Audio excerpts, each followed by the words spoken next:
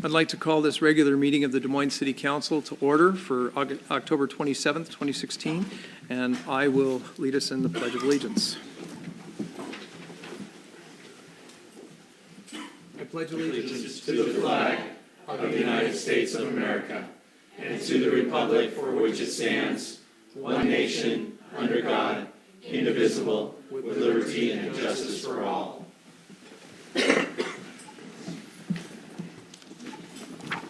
Please let the record show that all council members are present. And I think, council members, if you looked in your packet, there's a slightly modified agenda. With your indulgence, I'd like to start the meeting off. We have some guests here, and I'd like to start the meeting off with the presiding officer's report to acknowledge and thank our legislators for their efforts on the Redondo Boardwalk replacement project. So with that, I'm going to call up Dan Brewer, and we'll start those presentations.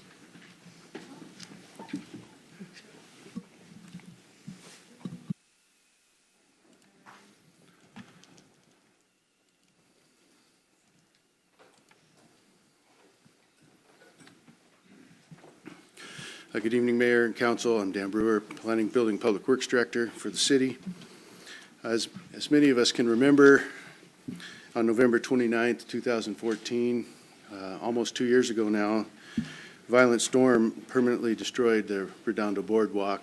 I've got some pictures up here that may bring back some bad memories. And the city, as a result of this, the city had to issue a proclamation of emergency.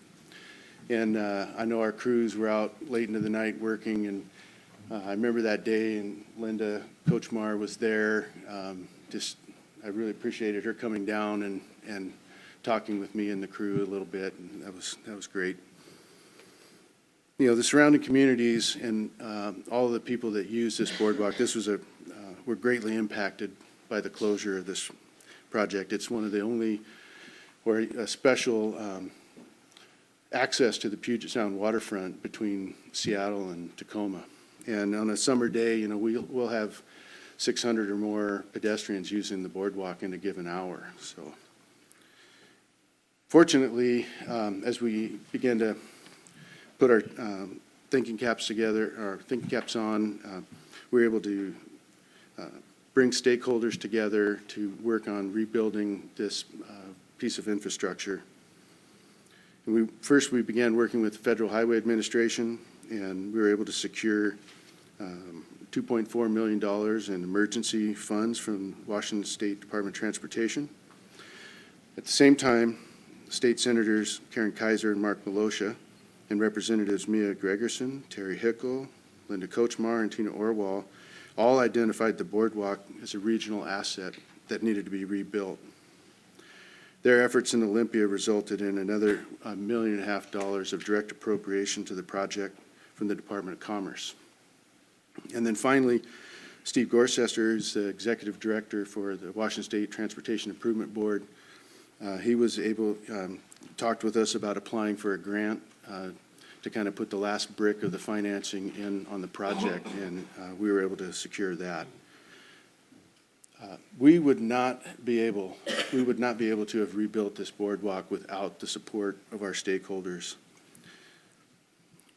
So at this time, I want to have the mayor would like to formally thank you for your support on behalf of the city of Des Moines. So as I call your name, would you come up? We've got a commemorative plaque that we've made we'd like to present to you, and then we'll take a picture, and then if you'd like to say a few words, you're welcome to do that. So first, Karen Kaiser. Oh, thank you very much. Yes. Thank you so much. Yeah.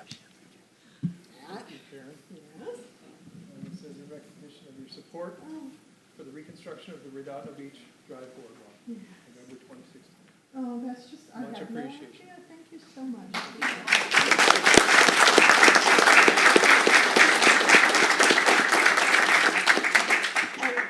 I will just say, I had no idea that being the ranking member for the capital budget would be so helpful for my community.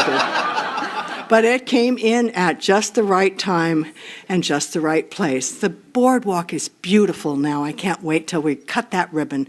Thank you so much.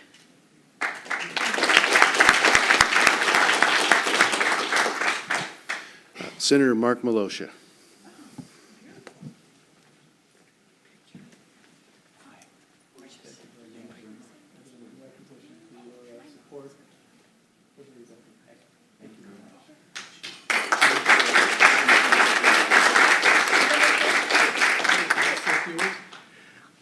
I also wanted to thank Senator Kaiser. You were wonderful in the Senate. She is very influential in fighting for Des Moines, the top.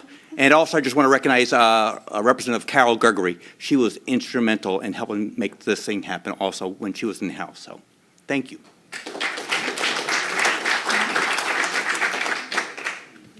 Mia Gregerson? That's not here? Okay. Terry Hickle? Linda Kochmar?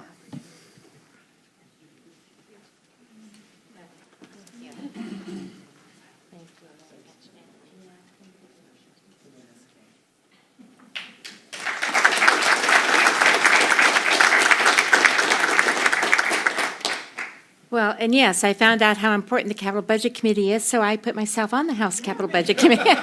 So if we have any problems in the future, I'm there for you.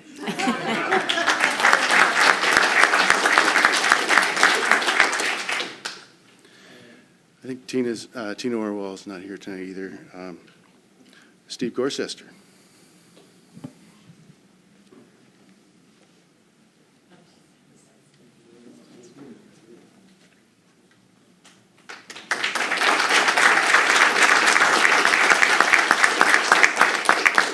Thank you. It's great to see the boardwalk back open. I want to tell you, I've almost never been under so much pressure about a grant project in my life.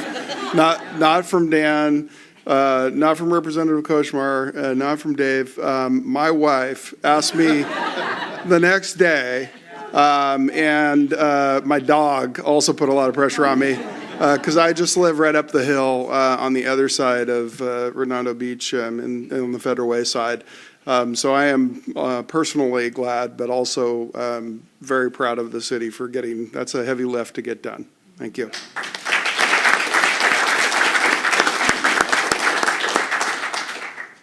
And then I know Phil isn't here. Phil Sagami is our local programs representative from WashDOT. Just a shout out to Phil. And then our maintenance crews and Marina staff, just a big thanks for the cleanup work.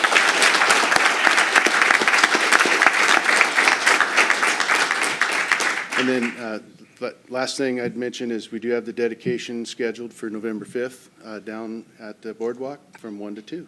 So. Yes. And for those folks that couldn't make it tonight, we'll get them boxed up and get their awards to them and thank them in person as well.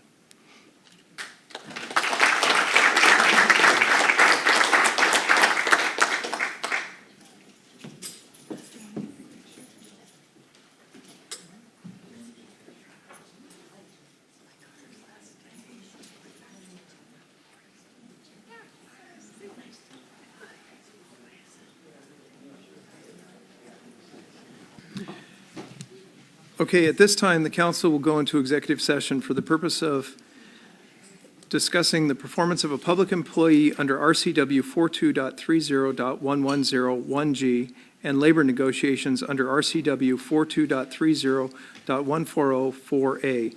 The executive session is expected to last 30 minutes.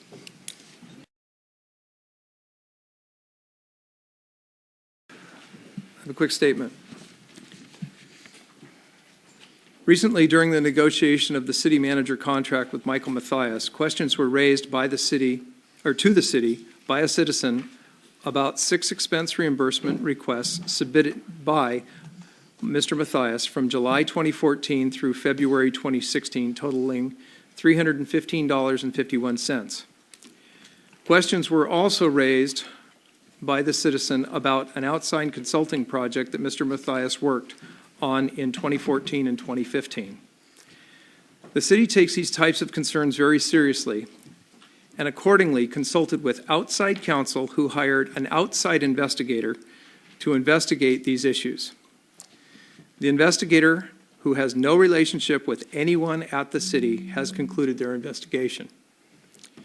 In summary, she has determined that the prior city manager approved these expenses submitted by Mr. Matthias and approved Mr. Matthias' work on the outside consulting project, was aware of Mr. Matthias' schedule and approved his timesheets, and that Mr. Matthias has met all performance expectations. Based on the results of this outside investigation, finding no wrongdoing by Michael Matthias, we consider this matter to be fully resolved. The full report will be available via public records request. Is there any correspondence? Yes, Mayor, there's a letter from the Legacy Foundation that you can find at the dais in response to a request as to how we process scholarship funds from the Legacy Foundation. And I responded by email and copied the council today to this letter. Okay.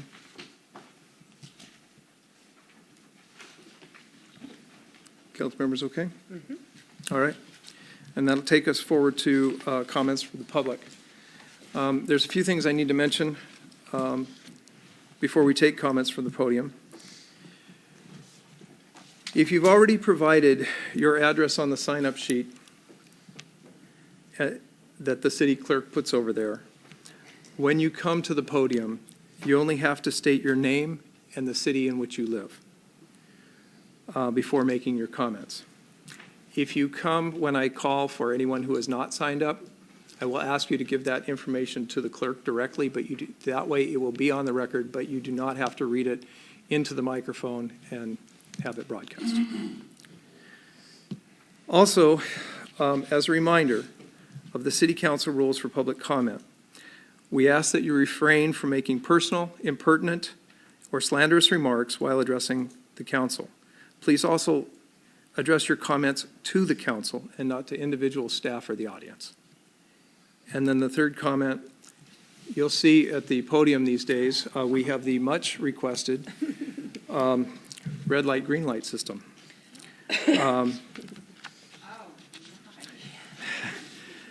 So 3 minutes will be given for individuals, 5 minutes for organizations. Please let the city clerk know if you're speaking on behalf of an organization so that a proper amount of time can be given. When you have 30 seconds left in your time allotment, the green light will go to yellow, and that will be your general reminder to conclude your comments. And obviously, red means stop. So, if you are speaking and you do hit the red light, we will accept future comments in writing. So, the first person we have is Lori McEachern.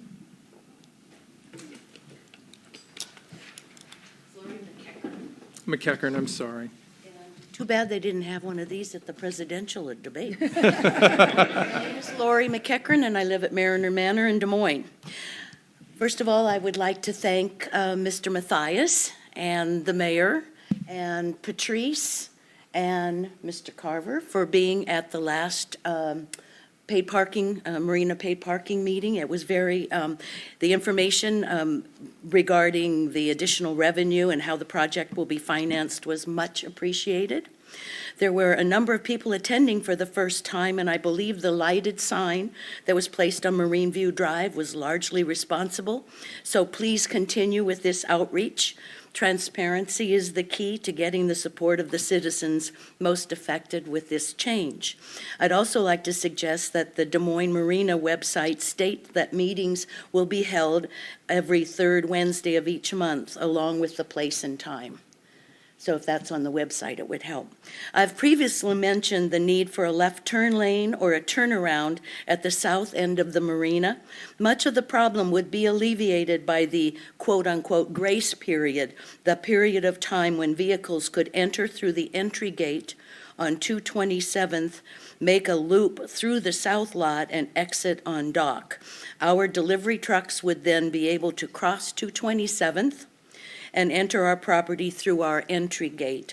I strongly urge the use of the grace period, and I've given a copy to Bonnie and a little map here.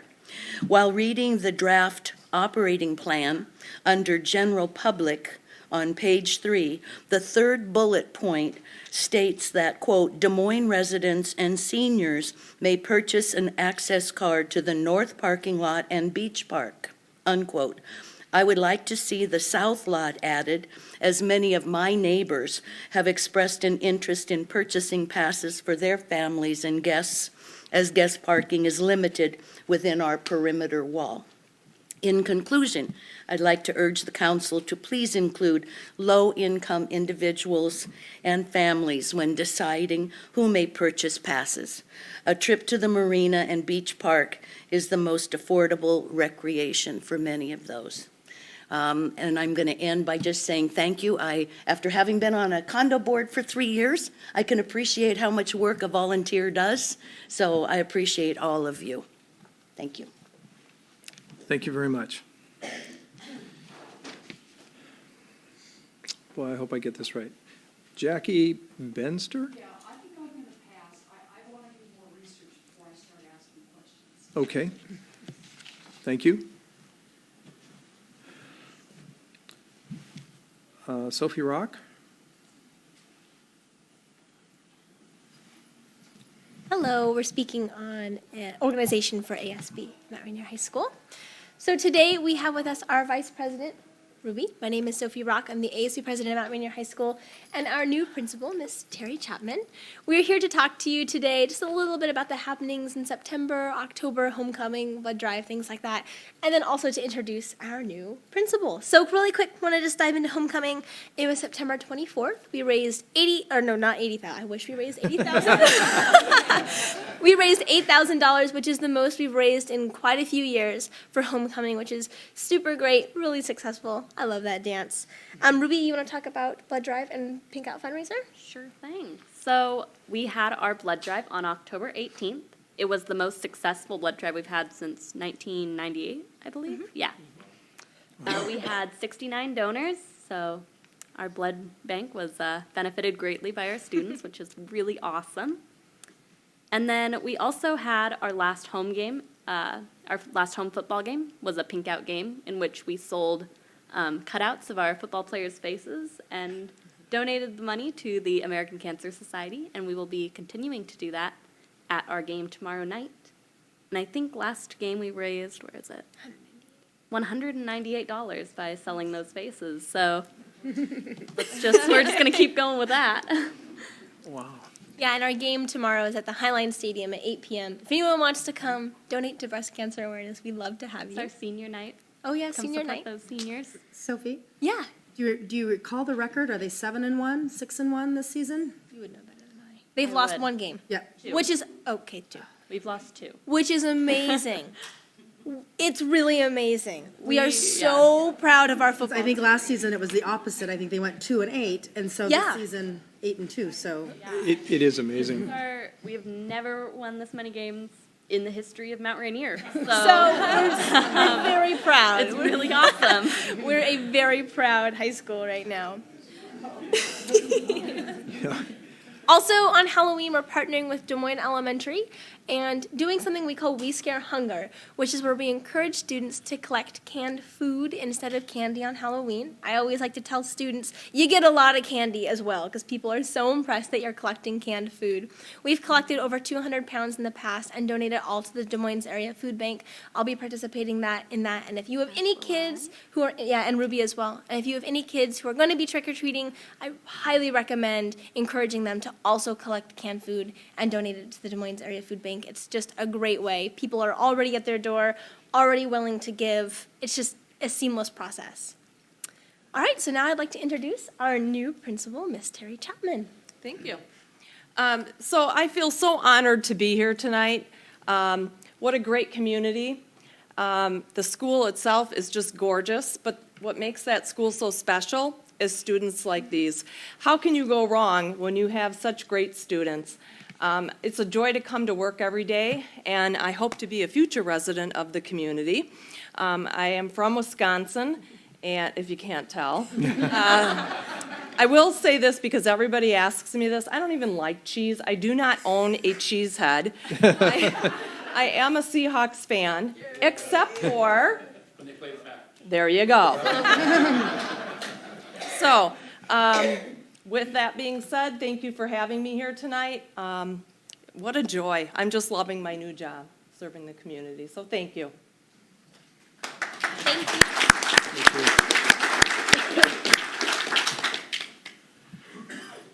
Okay, Mr. Rick Johnson.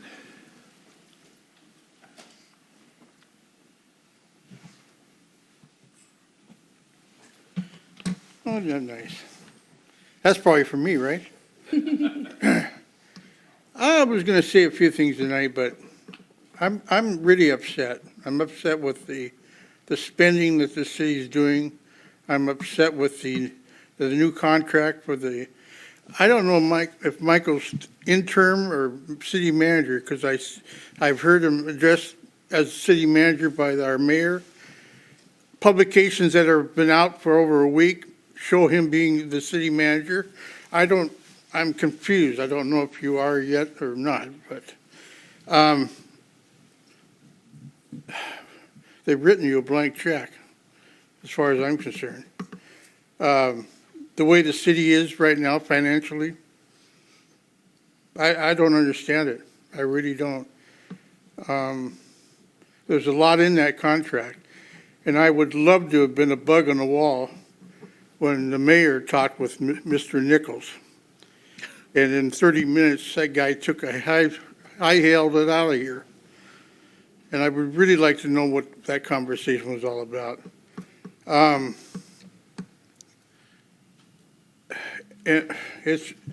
there's so many things that are coming up that's going to affect this city, and I don't see anything going on with the council in addressing it. The new airport takeoffs and landings and taking down the trees. Nobody on the council seems to be concerned about it. It's going to affect everybody that lives down here and or lives in the city or around the surrounding cities.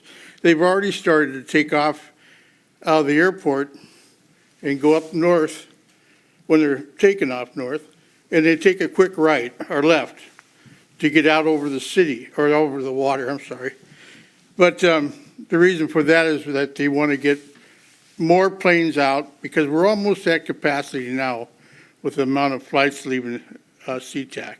It's the 14th busiest, 14th biggest airport in the nation, and it's going to surpass its capacity in a very short time, and we need to be on top of this. We can't sit and wait for the FAA to come in and take over and tell us what they want to do, because they just do what they want. They've already proved that with the telling them they weren't going to use the third runway that much. They're using it all the time now. So in closing, I can just see this council going on and on and on. The spending is out of control, and that's why we're furloughing, to make up for it. So, Thank you. anyway. David Barber?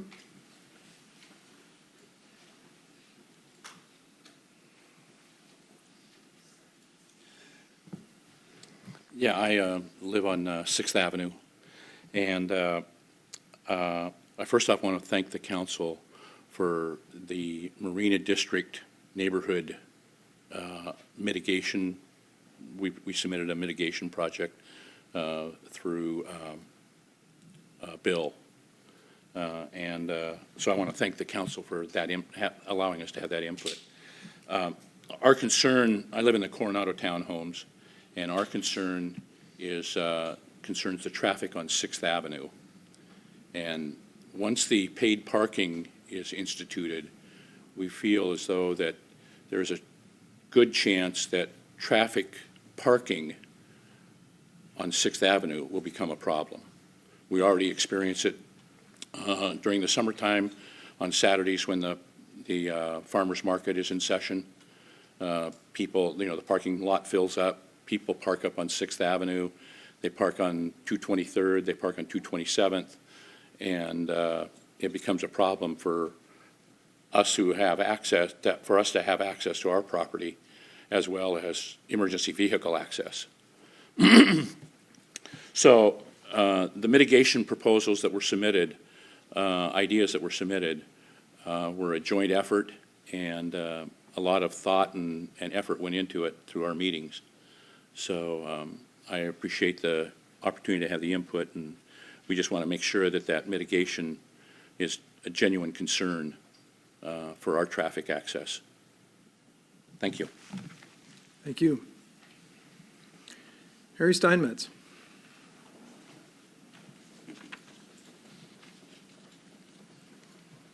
Good evening. I'm Harry Steinmetz, and I really have some questions about Mr. Matthias's contract, who I have met and enjoyed talking to you, and so please don't take anything personally at this point.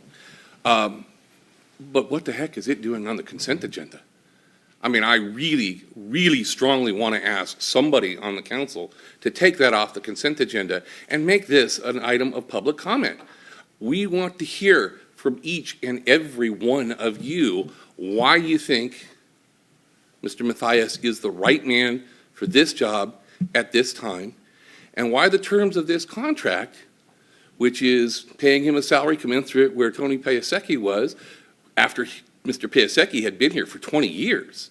I mean, that's got to be the top of the pay scale, not the entry level of the pay scale. Why 160 hours of vacation and sick leave that are cashed out at the end of the year if not used, a full month of time off, and no distinction between what is sick leave and what is vacation time are the terms of these contracts. And there are just a number of questions that we want to know, but most importantly, each one of you has been elected based upon your vision of the future of Des Moines. How does the hiring of Michael Matthias comport with that future that hopefully you've articulated the last time you were up for election? And why is he the right man? That's got to be a public comment, and each and every one of you need to comment on that publicly. So please take it off the consent agenda. Somebody move it to public. If we don't have time tonight, I'm sorry, but maybe we get to it next week. But let's make some time to do this. This is your most important hire. It's the biggest salary that you're paying. This needs to be public. This should not be a simple matter of the consent agenda. Thank you. Thank you. One of the things I forgot to mention before we start in the public comments is that it's not common for us to engage from the dais, but I will say that if you are asking questions and we can't answer them, they will either be covered under the administrative report or the presiding officer's report, because mine was held earlier. We would, if there were answers for tonight, we would have it fall under the administrative report. So just to be clear. Is there anyone who wishes to speak to the council? Okay. Please approach the podium.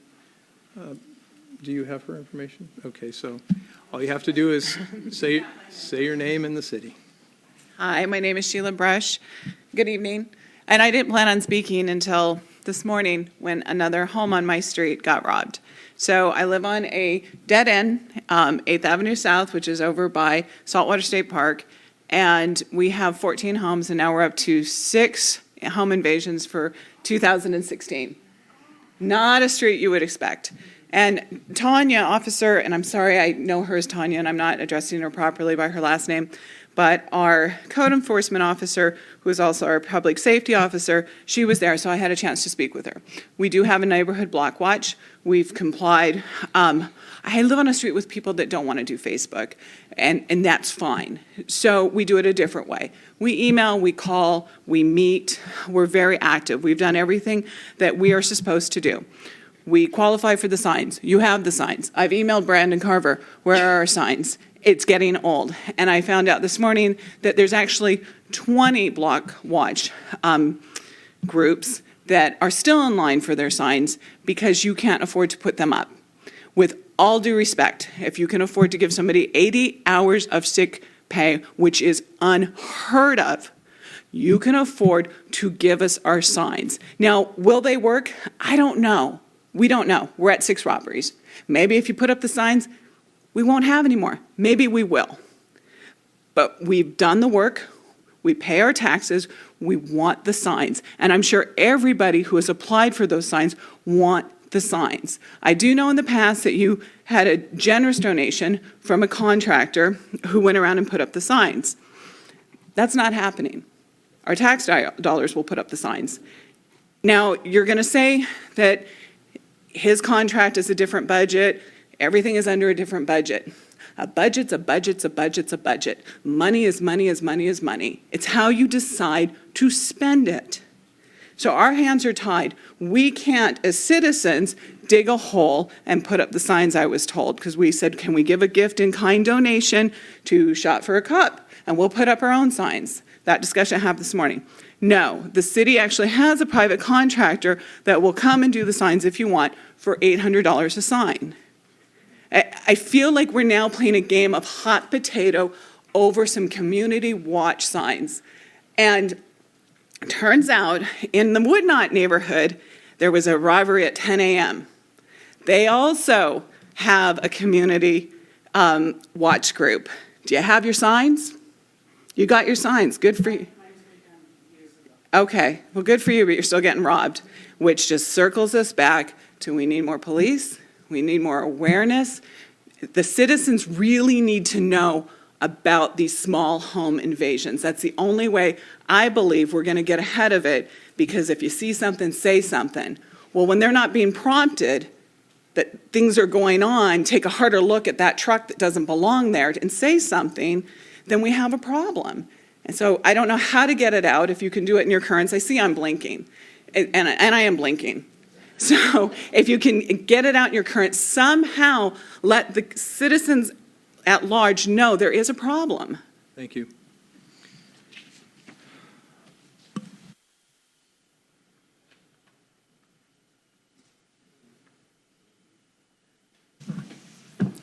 Is there anyone else who wishes to address the council?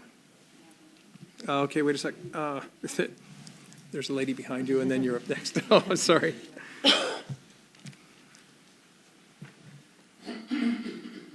Nadia Curtis, and I live at 10th Place South in Des Moines. I've lived here for 30 years, so I have seen the various destruction of the Redondo Boardwalk. And I just want to commend all of you who tried really hard, as well as all the politicians, to come through for Redondo Boardwalk. I've done the boardwalk several times since it's been open. It is the best one that has been implemented out there. I don't think anything's going to wash it away this time, other than perhaps a major earthquake. So thank you so much. It's very nice, and we're enjoying it. Thank you so much. Thank you.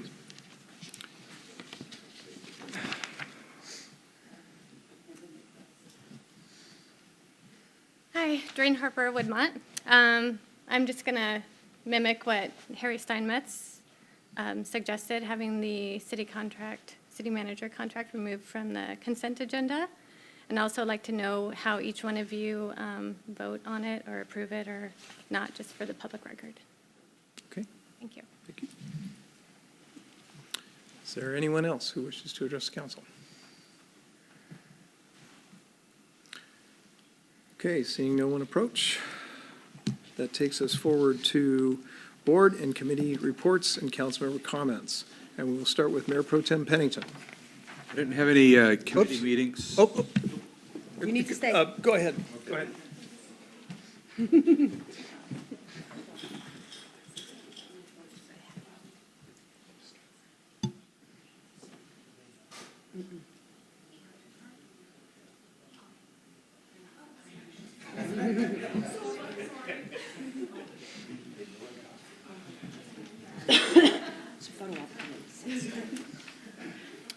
Don't ruin our photo ops.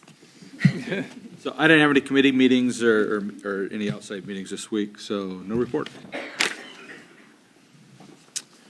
Okay, Councilmember Kaplan. Yeah, I did want to ask staff about what signs are being referred to in terms of being ordered for the block watch? Is that something that's actually done through the city? Is it privately contracted? I'm not sure how those signs come about, and curious where in process they are.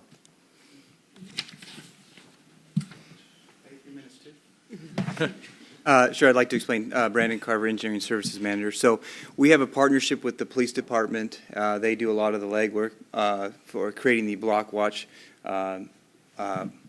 communities, I guess you would say. And then once they pass and go through certain processes, they're granted a block watch sign or two, depending on the type of neighborhood and the geographic layout. And just for safety and some other reasons, we partner with the police department to do the first installation. So we do locates and make sure it's installed at a location that we would approve of, and that's not going to block other traffic control signs. And so that's kind of where we're at in some of the process. So it's a block watch sign. It is, we do have a little bit of a backlog in those signs, but it is in the works, and it is something that's, funding is not an issue. When do we anticipate that they'll be available? Spoke with our traffic control specialist today. We've got some work that we need to take care of more immediately, but certainly it's on his radar, and I'll follow up with him. My expectation would be that certainly in the month of November, I would expect that we'd start to get through those. I don't know where you're at in the queue, Ms. Brush, but and as with the other testimony, it's a helpful tool, but I would also encourage just that, what we would share is that neighborhood awareness, and if you see something suspicious, by all means that act as the block watch. The sign's a good tool, but even neighborhoods with signs can still see crime. So, any other questions? I do. Yeah. Is it possible that you can check with the police department, look at high incidence areas, and put the signs up there first? I believe we've, in our arrangement with the police department, we've, it's been sort of a first in, first out type of approach. That's something we could follow up, and I could ask Tanya, if there's other, from a crime perspective, if others need to be addressed sooner, I could ask. I think it's a worthwhile request. So, Brandon, I think I heard that there were a number of signs from many different neighborhoods that have not been put up. Is that correct? I was told by officers in Seabury that there's over a 6-month backlog. So with that, is there and I know this takes staff time, so I'm just going to ask the question, is there a possibility of follow-up with those neighborhoods to say this is where we're at? Because I'm not hearing that there's communication going on. I think that we can certainly do that. I know that Mrs. Seabury is having a meeting on the 5th with all of the block watch captains. I think we can report back to where the status is of their block watch sign installation, and that would be a great opportunity to do that. All right, thanks. Do you know what time that meeting is on the 5th? I do not know the details of that unless, George, you know? Okay. Thank you. The second item that caught my attention, there was discussion about the number of flights in and out of SeaTac Airport. When the third runway was approved and went forward, the environmental impact statement was done based upon full use of the runway. It wasn't based upon what they told us they were only going to use it for, which was only for poor weather landings and takeoffs. But the EIS was done for the full use of the runway. So relative to the third runway, that ship sailed a while ago. We lost on that in terms of challenging getting it built and the assumptions that they made relative to use of the facility. There is a capacity limit to the airport, and they're going to find that out when they come up with their master plan and figure out that they can only fit so many different terminals on their property, even if they move other things off. I have already planted the seed with our state legislators, and you should do the same, encouraging the Washington State Department of Transportation through their Washington Aviation System Plan to start looking for a second commercial airport. It's going to be needed in short order, and if they don't start now, it's going to be harder to site, it's going to cost more money. And so I would strongly encourage you to contact the good folks who are here tonight and the three that weren't here tonight, Senators Kaiser and Malosha, Representatives Hickel, Koshmar, Orwell, and Gregerson, and letting them know how important it is that the state start to plan for where the next airport is going to be, because it needs to happen. There's one other thing.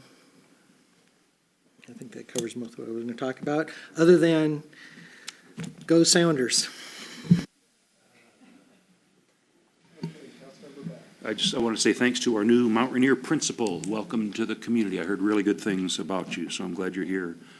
I'll tag on to what Dave was just saying and address Rick's concern.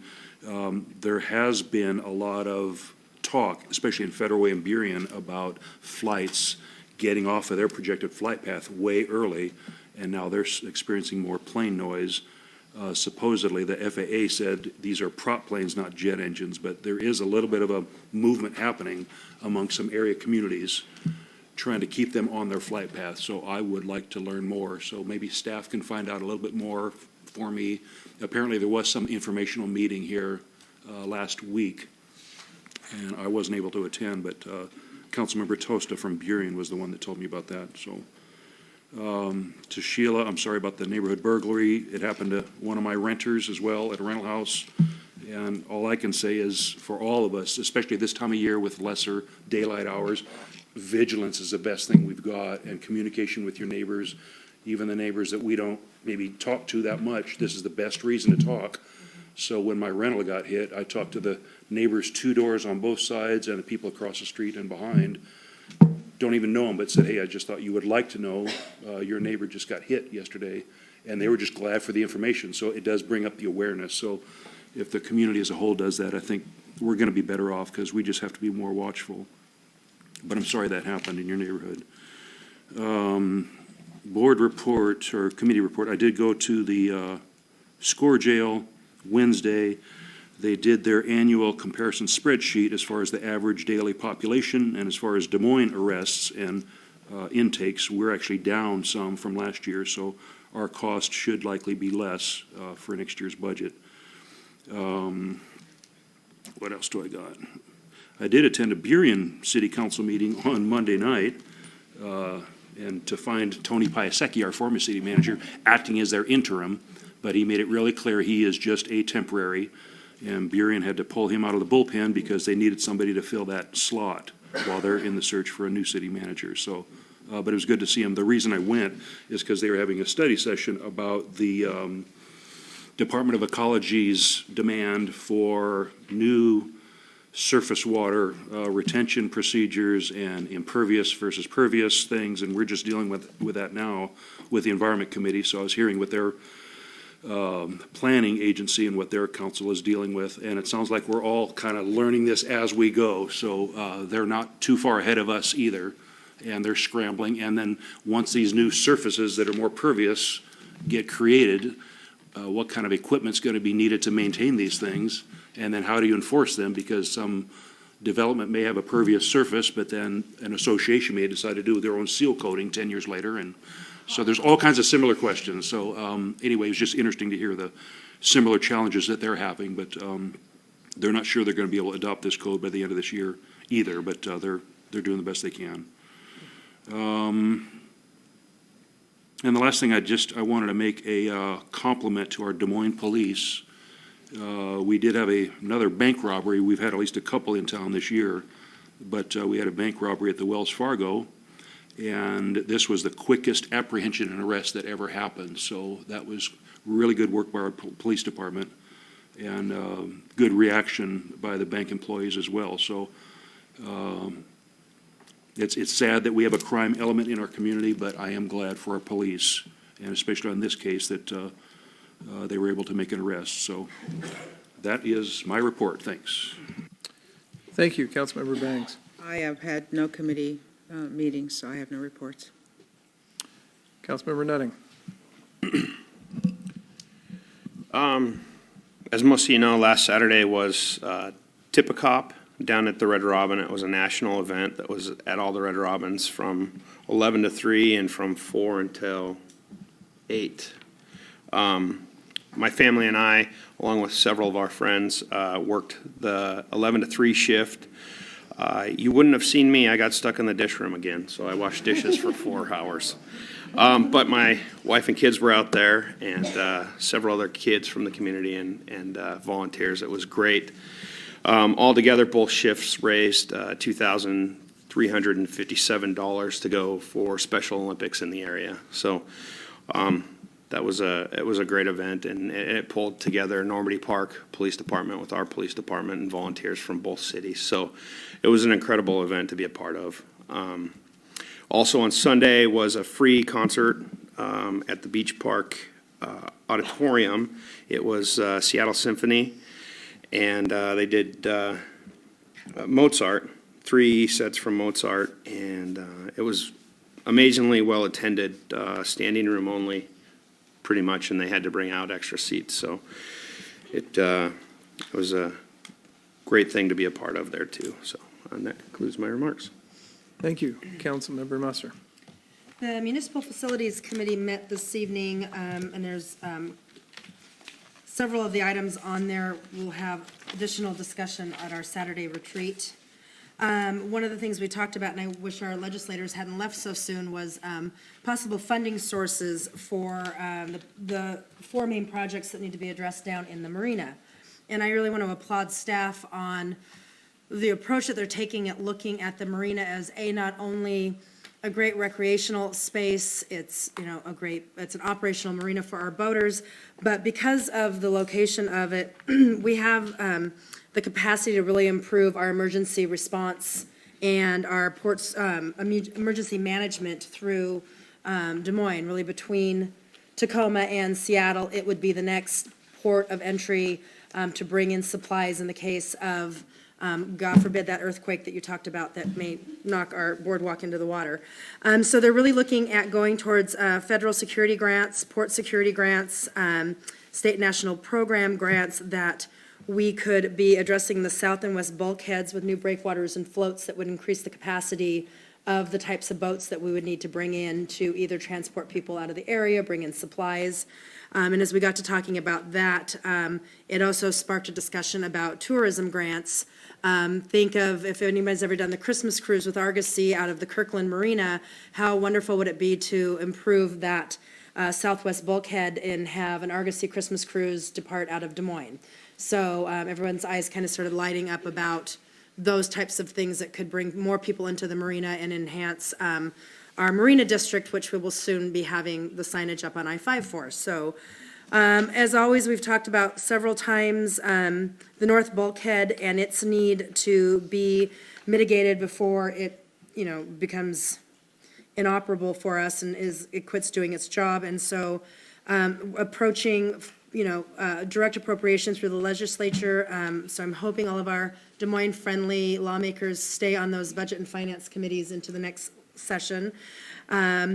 There's also the Washington State Wildlife, Land and Water Conservation Funds. So staff is really turning over every rock that they can think of to address the north bulkhead and access at that end of it, the southwest bulkheads for bringing in more capacity with the boats, new restrooms and public spaces with connector sidewalks. I think I've been here for 7 years now, and the need to improve the restrooms has been probably here for 17 years before that. So, and then addressing the public fishing pier renovations with some of the breakwater when the big waves are coming in and going up and over, just keeping those operational and more functional. So that is also all coming forward at our retreat on Saturday so that we can hear more information about that. And then we did speak a little bit, gotta find my agenda here, about the CIP project update, where we were at with the 2016 projects. The field house roof is finished, and it came in about $40,000 under budget. And so, because that is on the state registry of historic buildings, it's King County Park number 1.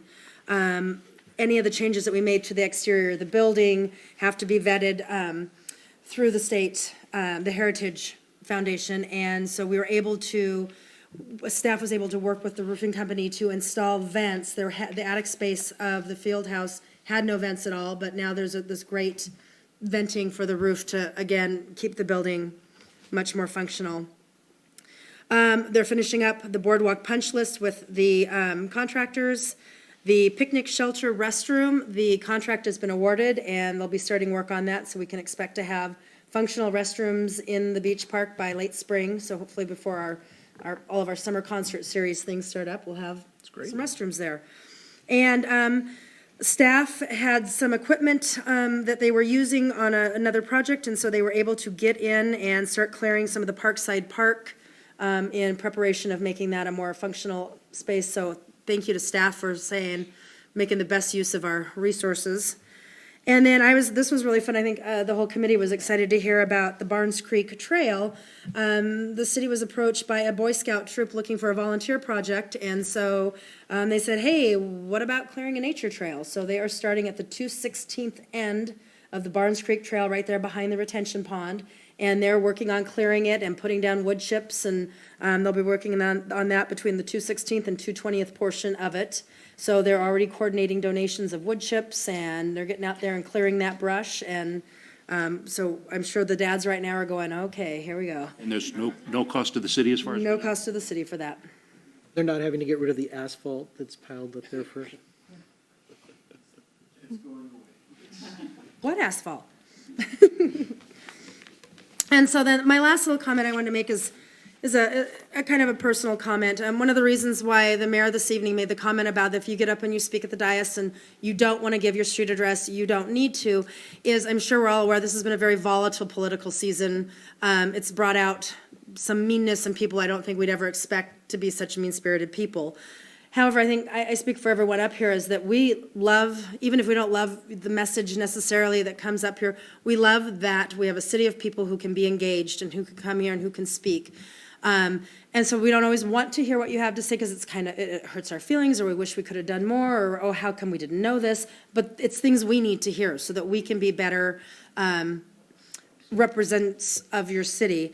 And one of those people, I just adore this man, Bob Pond. He comes in often and he speaks, and I had the opportunity to meet him back in 2010 when he was the assistant wrestling coach at Mount Rainier High School, dedicated tons of his time to that program, adored the kids, and I would speak with him often. He and I don't see eye to eye on probably 90% of the political agenda, but I have never met a kinder, more caring, more dedicated resident in this city. He truly cares about the Pacific Ridge area of Des Moines, and is dedicated to coming here and speaking on behalf of his neighborhood. You say Bob Pond, everyone on staff knows who that is. And he's very conservative. He's about as conservative right on an issue as there is, and he always has felt comfortable coming here and speaking about various initiatives and bond measures that were on the ballot that he felt were a bad idea for our city, which he did last week. And then he did so again on Monday at the Burien City Council, and bottles were thrown at his home. And he felt, maybe coincidental, but he felt that because he was up and he had given his address, and so he is discouraged to coming forward and speaking any longer. And I don't want other people in our city to feel that way. So if anybody ever wants to come speak to what might be a controversial issue, please come speak. I know that during the Woodmont stuff, several people came forward and said, I don't want to give my address, but I live in Des Moines. And so that's why I asked the mayor tonight to kind of clarify that rule and speak to that so that people can feel comfortable coming here to speak, even if it's something that you know is going to be controversial. And on that, please don't forget to vote. There's so many initiatives on the ballot right now that are important to the city. So please get those ballots filled out and mailed in. And that concludes my report. Thank you. I'd like to make a comment. With respect to that rule was developed at a time when life was just very different. Council, we do need to look at that rule because What I said tonight is, as long as you've provided your full address to the city clerk, you don't have to state it publicly and have it go through the broadcast. That's, let's call it a mitigating control. But I think the council needs to be clear about that rule, what it means, and if we need to adjust it. So I do think, out of respect for people's privacy, I think it makes sense to provide your information to the city clerk. That way she has it on the record, and it doesn't have to be restated within the record. The other thing I will point out, a couple of quick things. I also had the chance to attend the Seattle Symphony here last weekend, and it was a pleasure to kick it off, but I've got to say, the auditorium is known for a little bit of an echo, but with that particular type of instrumentation, it is incredible.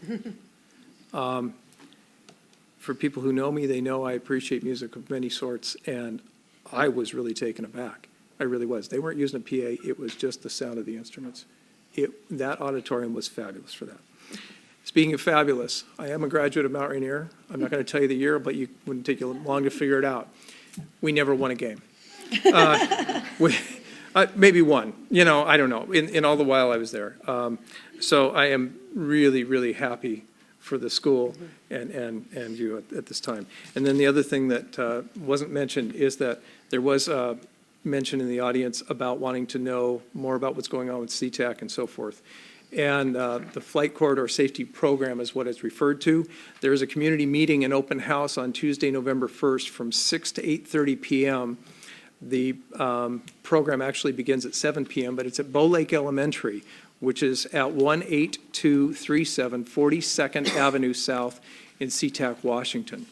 So you'll be able to meet members of the Port Commission and Port staff. You'll be able to hear about the plans to comply with the FAA regulation over this flight safety and address what they consider overheight trees in the flight corridor, and learn about what they intend to do in terms of replanting or providing alternative vegetation, plus you get to give your feedback. So I want to make sure folks are aware of that.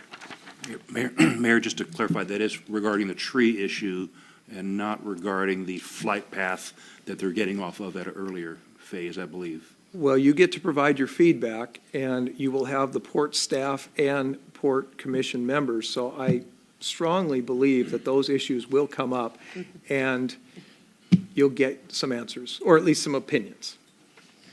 That's as much as I can say on that. Okay, and that takes us forward to the administration report. Thank you, Mayor. And in regards to the Flight Corridor Safety Program, that open public meeting, we have some flyers on the podium by the door that provide information on that.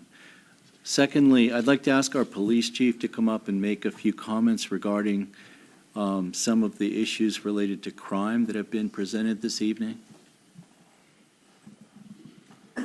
Thank you, Chief. You're welcome. Chief Delgado. Just wanted to bring up a couple of issues. I talked to Ms. Brush about the burglaries in her neighborhood. I've also talked to quite a few other neighbors about burglaries, about vehicle prowls, things like that are going on. A number of factors. I've checked with other agencies in South King County, particularly those are the chiefs that I meet with more often. The opiate epidemic that's going on is really, really causing us a lot of problems. We got burglars going out. The burglary that occurred early this morning, there were very similar descriptions. I've got the information. I'll be checking with my staff on those things. Not saying it's the same burglars throughout the city, but the point is that oftentimes when we apprehend burglars, we find burglary tools. We find also paraphernalia used in drugs, needles, what have you. That's all I'll say on that, but our commitment is to continue to pursue these burglars. We've done quite a bit recently with closing a couple of major cases, homicide cases, and the folks that do the follow-up happen to be the same detectives. We are talking to other jurisdictions trying to gather as much information, see what commonalities we find, and also communicating in new cases and open and closed cases to figure out what's going on and how we might be able to put our heads together to solve a problem that is not unique to Des Moines. But obviously, since this is our house, we have to address it for ourselves and for our citizens to be safe and to feel safe. So we will continue to do that, and as time goes on, my commitment is to communicate those statistics and our progress to the Public Safety and Transportation Committee, and to bring forth as much information as we can, to be as transparent as we can, not only in our efforts to combat crime, but also on anything we can do in the area of education, to educate our community on measures that we can take to be safe and to prevent crime in the future, but also to highlight a few of the successful block watch organizations, a few of the block watch groups, and what they're doing. I think it's time to really talk about, and I'm going to ask Tanya to maybe bring that up at the meeting on Saturday, to talk about what the successful programs, the ones that have been around for a while, are doing to deter crime, and to start spreading that so we can talk more. Policing is one facet, but also working with communities through education to increase prevention and awareness is also a tool that really helps us police better. So that's all I have. Thank you, sir. Chief, just a rhetorical question, but for the sake of the public hearing this, what would a homeowner do if he sees somebody breaking into his house or his neighbor's house, or into his car or his neighbor's car? He's actually there. I mean, I'm sure the quick answer is call 911, be safe, obviously. But I mean, there's an element, especially me, if somebody's in my neighbor's house, I want to be involved, and I'm a little bit of a risk taker. So I'd like a little bit of input, and maybe some citizens could. I'm going to do one step better. I'm going to bring up a recent witness to a successful apprehension of a potential car prowl suspect. And I'm going to ask him to answer exactly what you said. What did you do? Hi, Matt. Hey, how you doing? Saturday morning, about 2 a.m., I happened to get up to get a drink of water, and I happened to see a guy going into a neighbor across the street's house and entering his vehicle. And then I saw him, he was unsuccessful there, and he moved down the street and saw another one. And he was trying to break in my neighbor's car above my house. And he saw me as he was passing by our house, talking to 911, giving a description on the phone. Wasn't more than a few minutes later, the police called me back, and he'd got down North Hill and onto First Ave when they nailed him. And they asked me to come, if they could pick me up and take me down, and I identified him and cuffed him right there. And it was fast and impressive. And so 911 works really well. What he just said. That's important. The information, giving the information, obviously Matt had the luxury of being able to observe and give as much information as possible. It doesn't always happen. Sometimes there's the fear of reporting, the fear of retribution. Obviously, it's very real. We'll do our best in every case to try and protect the reporting party / witness. But it's important to understand that these burglars aren't just going out and figuring out they want to burglarize one home. Obviously, there's a number of them. There's a number of times they continue to do these. They look for any opportunity. So it's important to lock your house, light your house up well, communicate with your neighbors to talk about what will happen in that case. But also, some of the neighborhoods make each other aware when they're going to be there, when they're not going to be there. And I get it. Not every neighborhood works this way. Some neighborhoods just don't want to play. Some neighbors just don't want to be a part of it. But it's so important to be able to do that. But calling 911 and giving as much information, we'll call you back. We'll discuss with you your concern about identity and protecting your identity. But the bottom line is we have to stop these criminals. Obviously, not everyone that's a criminal is a burglar, but we often find that if we arrest a burglar or 2 or 3 within a circle, quite a few of the burglary numbers go down. So we want the opportunity to be able to do that. The best way to do that is to be able to get the information to us so we can do those things. If there are a number of burglaries within a certain area, we'll look at the pattern, we'll look at commonalities. Obviously, just in discussing with some citizens here tonight on 2 different incidents, we found a couple of similarities in cases that we'll be able to look at to try and put those pieces together. But calling is important. So if someone is in my home and I am not afraid of retribution and I choose to try to apprehend and hold them until a 911 response or cop can come out, any tips there? Obviously, there's a risk. Who knows if they've got a weapon, but. That's a tough question. Yeah. I will never tell any citizen to attack or approach a burglar. The best thing to do is conceal yourself, call 911, do the best you can to protect yourself. You never know whether these people are under the influence of drugs, whether they have a weapon, or whether they're more than one. So I strongly caution, protect yourself, protect your family, more so than property. Things can be replaced. People can't. So it's important to just provide us the information, keep yourself protected, go to a place of hiding, and make sure you're safe and your family's safe. Do not try and approach or apprehend one on your own. Let us do that. Thanks, Chief. Great, now I'd like to have Dan talk just a brief update on the red light camera process. Before I do that, you know, I'm not trying to make excuses for our crews. We've got a lot of different things going on in the priority of things, but here's what I'm going to commit to. We will have as many of these block watch signs up by the close of business Friday, and we'll have all of them up within the next 2 weeks, even if I have to authorize overtime to do it. So we'll get it done. Thank you, Dan.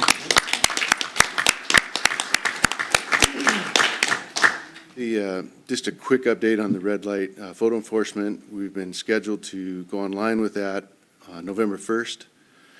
The vendor is ready to go, and we're trying to catch up to him a little bit. We've got a few things to do with some of the markings, and we're hoping to do that tomorrow. But everything should be on schedule for going live on the enforcement on Tuesday, November 1st. And then we'll move the message signs down to 216th and Review Drive, and that'll start the 30-day notice on that. And that intersection will go live December 1st. So, Thank you. Now I'd like to move on to our monthly financial report. Danielle's going to give us a summary.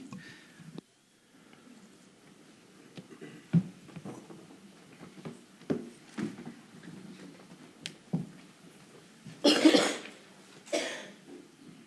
evening, Council. Danielle Mason, Finance Director. Just a quick review. We're now 3/4 of the way through the year. And basically speaking, there are things are in general progressing as anticipated. Not a lot of unknowns. You'll see, again, we've had some turnover, and that's pushing some of the year-to-date ratios a little bit higher above that. But still, there's quite a few departments that are under that 75% time frame. What is notable is the activity that's come in early. Some of this activity was planned in 2017, but these plan and permit review fees were at about $1.5 million ahead of, well, I can't say ahead of budget, but they are one-time revenue. So these are for projects that have assessed values over $15 million. Okay, and then our one-time sales tax is coming along, and tax, and we expect this number to continue to increase.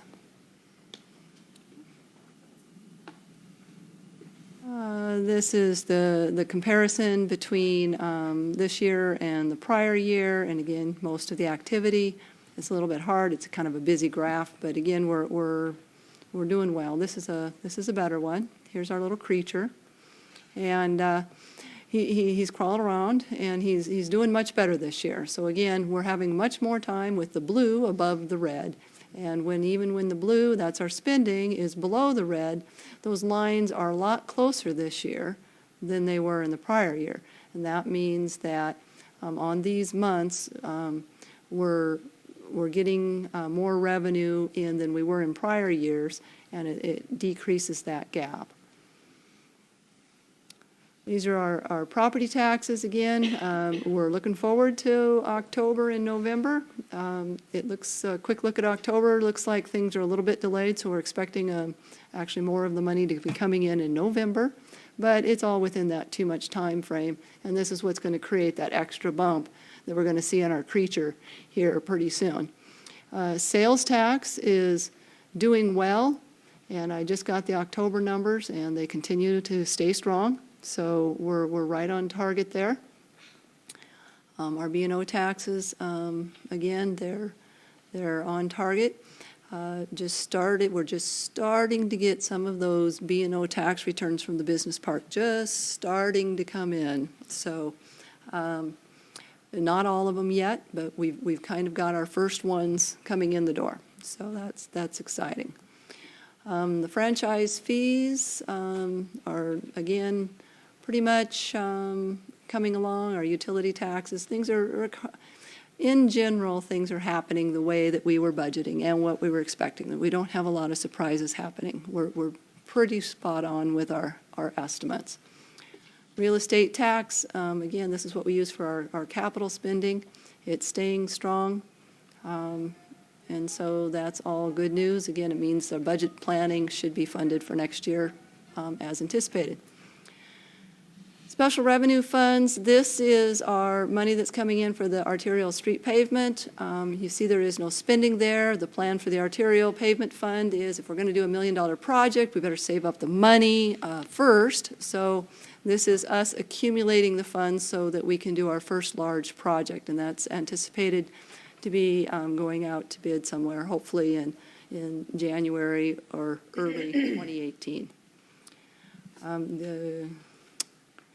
The Redondo zone, I want to point that one out because this is going to end up in a budget adjustment. Okay, we were hoping that the revenue would pick up over the summer, might be able to cover some of those expenses. I don't anticipate that that's going to happen sufficiently. So when we bring the 2016 revised budget adjustment, this will include a transfer from the general fund to get enough cash for this fund to pay the rest of its bills. Okay, and again, hopefully next year with the boardwalk open and those 600 people an hour working there, hopefully or walking there, that they will be parking, and then that revenue hopefully will return again. The abatement fund, this is another one. Council had it. There'll be another transfer to $20,000 that Council talked about for the Golka property, and that's going to come through on the budget adjustment here shortly.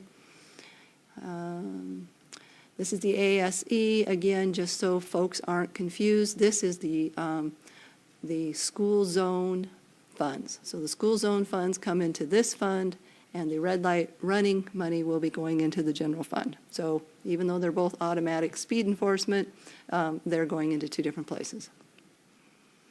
Debt service funds, we're going to pay those in December, and we're just putting money aside.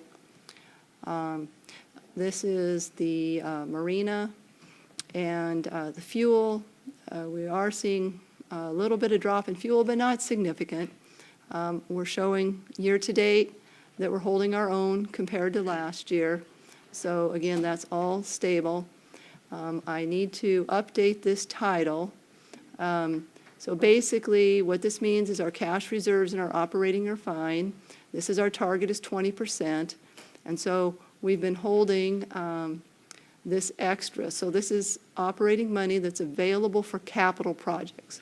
So dock replacement may be one, but there's other capital needs it might do. So I'm going to change the title of this next month to available for capital projects. And that's how we have it titled here, waiting for a CIP transfer. And that's probably more aptly named. And this is our internal service funds.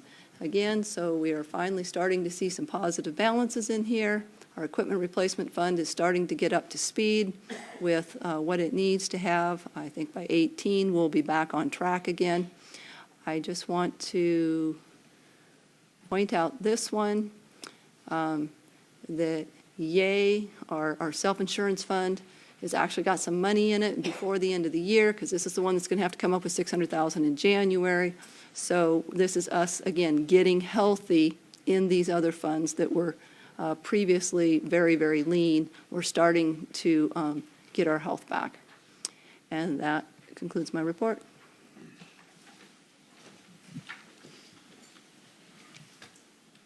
Thanks, Danielle. Does that conclude your report as well? It does. Okay.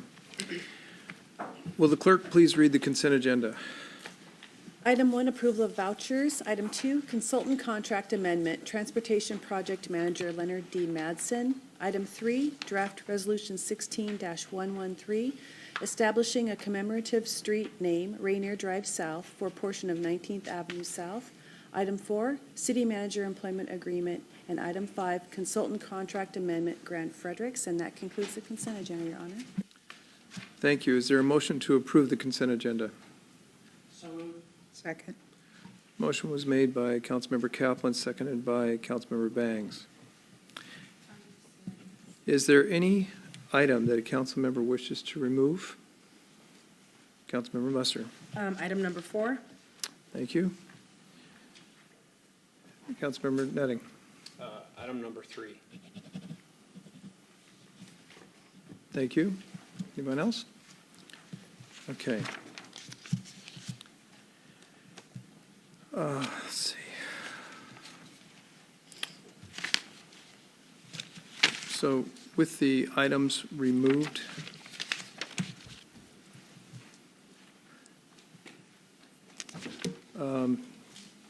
all those in favor of the consent agenda as modified? Well, first of all, is there any discussion about the consent agenda as modified? All those in favor, raise your right hand, say aye. Aye. Passes 7-0. That takes us back to item number 3, draft resolution establishing commemorative street name Rainier Drive South for a portion of 19th Avenue. Councilmember Nutting, it's yours. I just want to say it's been a pleasure over the last 2 years to work with Sophie on several things with the ASB, and commend her in putting a team together to canvass the neighborhood, talk to and involve community members in this decision, and to stick it out to the end. So I applaud you and your team. Nicely done. Councilmember Beck. I'll add to that because your students were so into it, and it was cool to see you be a part of the political process, and you did it right. And even though you didn't get exactly what you wanted, the official name change, you let the process work, and then you heard what all the concerns were of the neighborhood, that it could have been quite a hardship because now they got to go through all this change of address stuff. And you're good sports about it, and you accepted it. And but that night when you guys did that whole presentation, I just thought, man, I'm looking at future leaders of this city. And yeah, so I applaud your effort and just being willing to go through the process. So that was great. Thanks. Councilmember Musser. And I would suppose if you needed them, although you may not, if you ever needed reference letters for your college applications, you probably have 7 people sitting up here who would help you with that. Yes, it's true. So is there a motion to move forward with this? So moved. Second? Motion made to approve item number 3 by Councilmember Nutting, seconded by Councilmember Musser. Any further discussion? All those in favor, raise your right hand and say aye. Aye. Sorry? I know. It passes 7-0. I just want to point out, folks, the audience can't generally see some of the things that we get to see, and, you know, this is a really big deal. This had been attempted before, and it wasn't successful. The key difference is these young adults came to us, and they were prepared to negotiate and try and find the best win-win, not understanding what those hardships to the neighbors might be and so forth. So with that, I think, council, we need to come out front with these students and give the community an idea of what the sign is going to look like. Bonnie, will you take our picture? Council, you come out front, and we'll have these folks join us, please.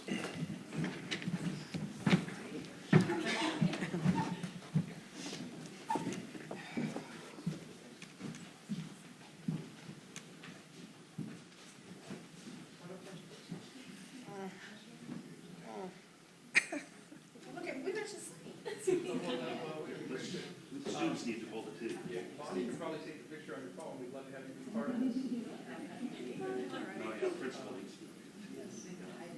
Come on, let's come up forward. Let's make sure we're all there. Are we all in there?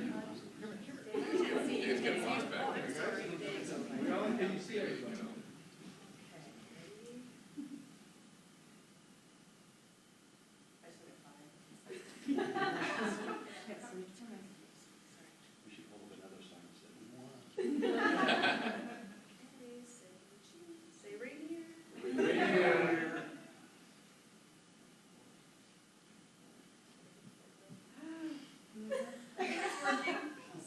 You taking a video? You want to double check that? I think I did like to. And here's the proof. Yes, I think that worked. Oh, perfect,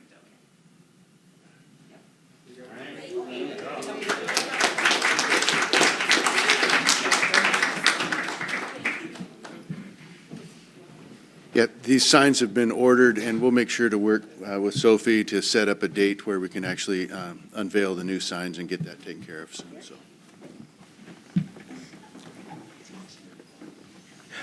I think the key thing that you can do as the ASB president and principal is encourage the students to leave the signs in place once they're installed. They really, they won't reflect and so forth in people's bedrooms. It just, no, won't work. Okay, and this takes us forward to item 4, and since Councilmember Musser pulled it, I will give her the floor. Well, and I pulled this to speak to a little bit of what the speakers came forward today and brought up. This is, when we first started this process, I think more than one of us said this is the single most important decision that we're going to make as council members. We're hiring the new leader of this organization. And it's going to not be without its challenges. We've got big shoes to fill. Tony was an institution around Des Moines. He, there's several times when I'm like, like that chart that Tony used to make, and I'm sure staff gets tired of hearing that. But we went into this identifying that we needed an agent of change. That, for example, having a conversation today about if a parent wants to sign their child up to play t-ball, we don't have a web-based app for someone to do that. I can sign my kids up for a program through the city of Seattle. I can do it from my cell phone. So we need someone who is able to look at the small details and how do we refine those and how do we run more efficiently and how do we become a city of the 21st century, because we're streamlining, every industry, they're streamlining, they're becoming more efficient, they're becoming, embracing technology, and I think you spoke at a speech not too long ago, and you said you want to get away from using the word potential. Because absolutely. We want it to just be realized. We don't want people to drive through our downtown anymore and go, what is it with Des Moines? There's just so much potential. We want people to drive through Des Moines and go, oh man, I wish I had gotten here sooner. And so we need someone who is able to do that for us. This whole process has not been without its controversies. I think we were all surprised to see that Jim Nichols at the last minute declined our offer and then a month later was teaching at a college in China. Correction, he didn't ever receive the offer. Right. He just declined. So he, our front runner decided he didn't want to be involved in the process any longer, and a month later shows up on LinkedIn teaching at a college in China. So that was frustrating for us. So, we received lots of public input from residents, from staff, from businesses, and so I think it's only fair to not only our citizens, but to Michael as well, to hear why we've come to these decisions. And I think to go on the record with those things that we may have concerns about, so that Michael, if this contract is approved tonight, can be successful, and council knows where everyone stands on this. So that is why I chose to remove this from the consent agenda. And so I don't know. No, that's fine. Did that conclude your remarks at this point? I mean, I'll go down the dais. Would anybody like to make a remark on this item? Because this is discussion before we go forward with the vote. So I didn't know if, yeah. Councilmember Kaplan? I'm going to move to formalize the appointment of Michael Matthias as Des Moines City Manager with the terms of the attached employment agreement and authorize the mayor to sign such agreement on behalf of the city substantially in the form as submitted. Is there a second? Second. Motion made by Councilmember Kaplan, seconded by Mayor Pro Tem Pennington. Discussion. Councilmember Musser. At this point, I've had the opportunity to work with Michael in the capacity as interim manager, and his excitement is contagious.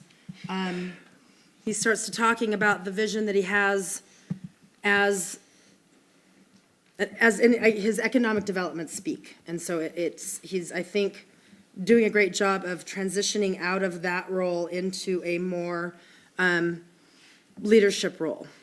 However, the one reason, unfortunately, I won't be voting yes for this contract tonight is not because I don't support you, Michael. I am really only looking at it as at a fiscal manner. I understand the reasons why the dollar amounts are there. I understand the reasons why the vacation amounts are there. Michael has spent a lot of time in public service, but we're just crawling out of the backward slide that we had been in for a number of years. And so I still feel there was not being formally involved in the negotiation part of it. The contract that's before me, I know it, and I'm just hesitant at the total cost of compensation for a new person in this position. But I support Michael as the leader of the organization based on the conversations that I've had with him recently and the strides that he's making. Like I said, that's my only concern. Anyone else? Councilmember Bangs. I appreciate your comments, Melissa. I know that this council has had many discussions around the city manager. And I will say I, for one, am extremely confident, regardless of what the challenges will be, regardless of the skepticism that's in certain parts of the community, and perhaps with certain staff. However, this organization has to move forward. And delaying this means what? I don't have an answer for that. What's the delay for? We have a budget. The money is there for the salary. It was agreed upon that the sick leave and the vacation were appropriate. You don't pay somebody to lead a city or a CEO to lead an organization and give them what, subpar salary? I don't understand that. So I don't, I understand, but I don't agree. And I think absolutely we need to move forward and support Michael. And besides that, he is responsible to this council. And in being responsible to this council at any point in time, we have to make certain that if something isn't going right, that we turn it around and make sure it goes right. If Michael can't do that, Michael won't be here. But I don't understand why Michael can't do that. He's been doing it. So, he has my full support. Full support. Mayor Pro Tem Pennington.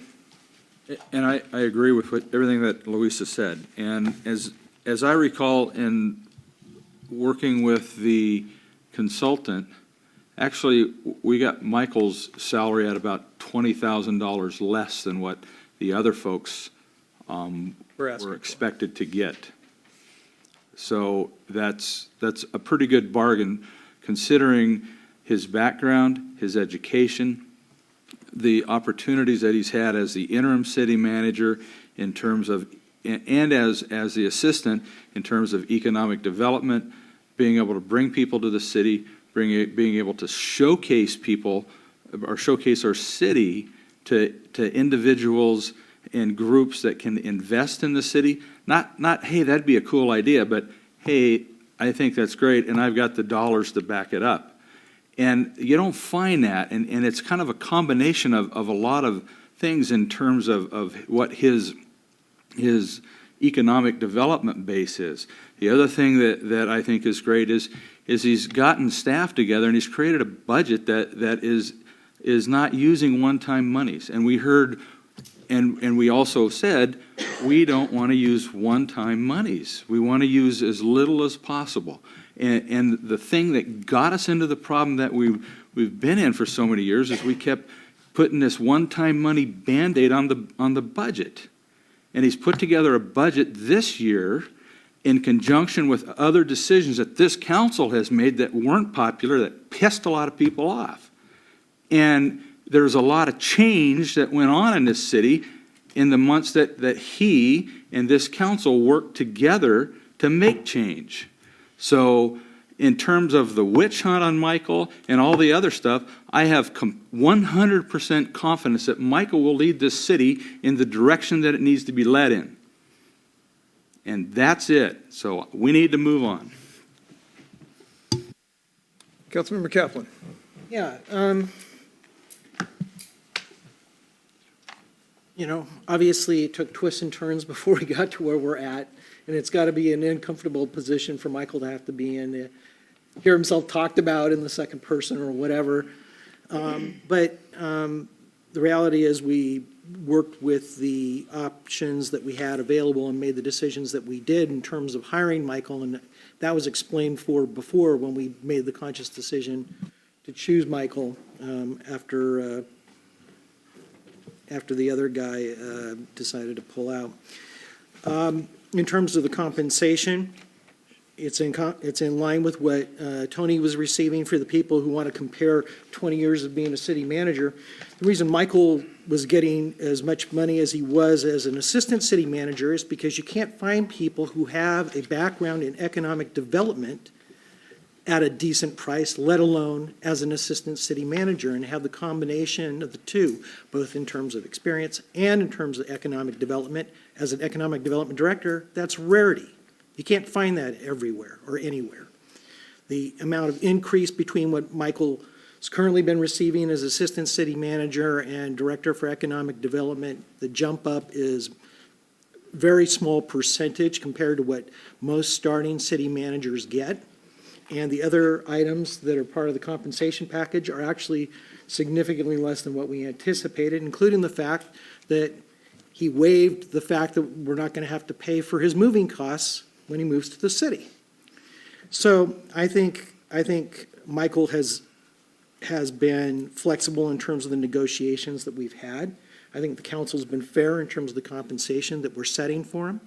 I think that there's going to be, as we set his performance goals going forward, council's going to make clear what it is our intent is, what we want to see in terms of both specific things as well as long-term things coming out of that.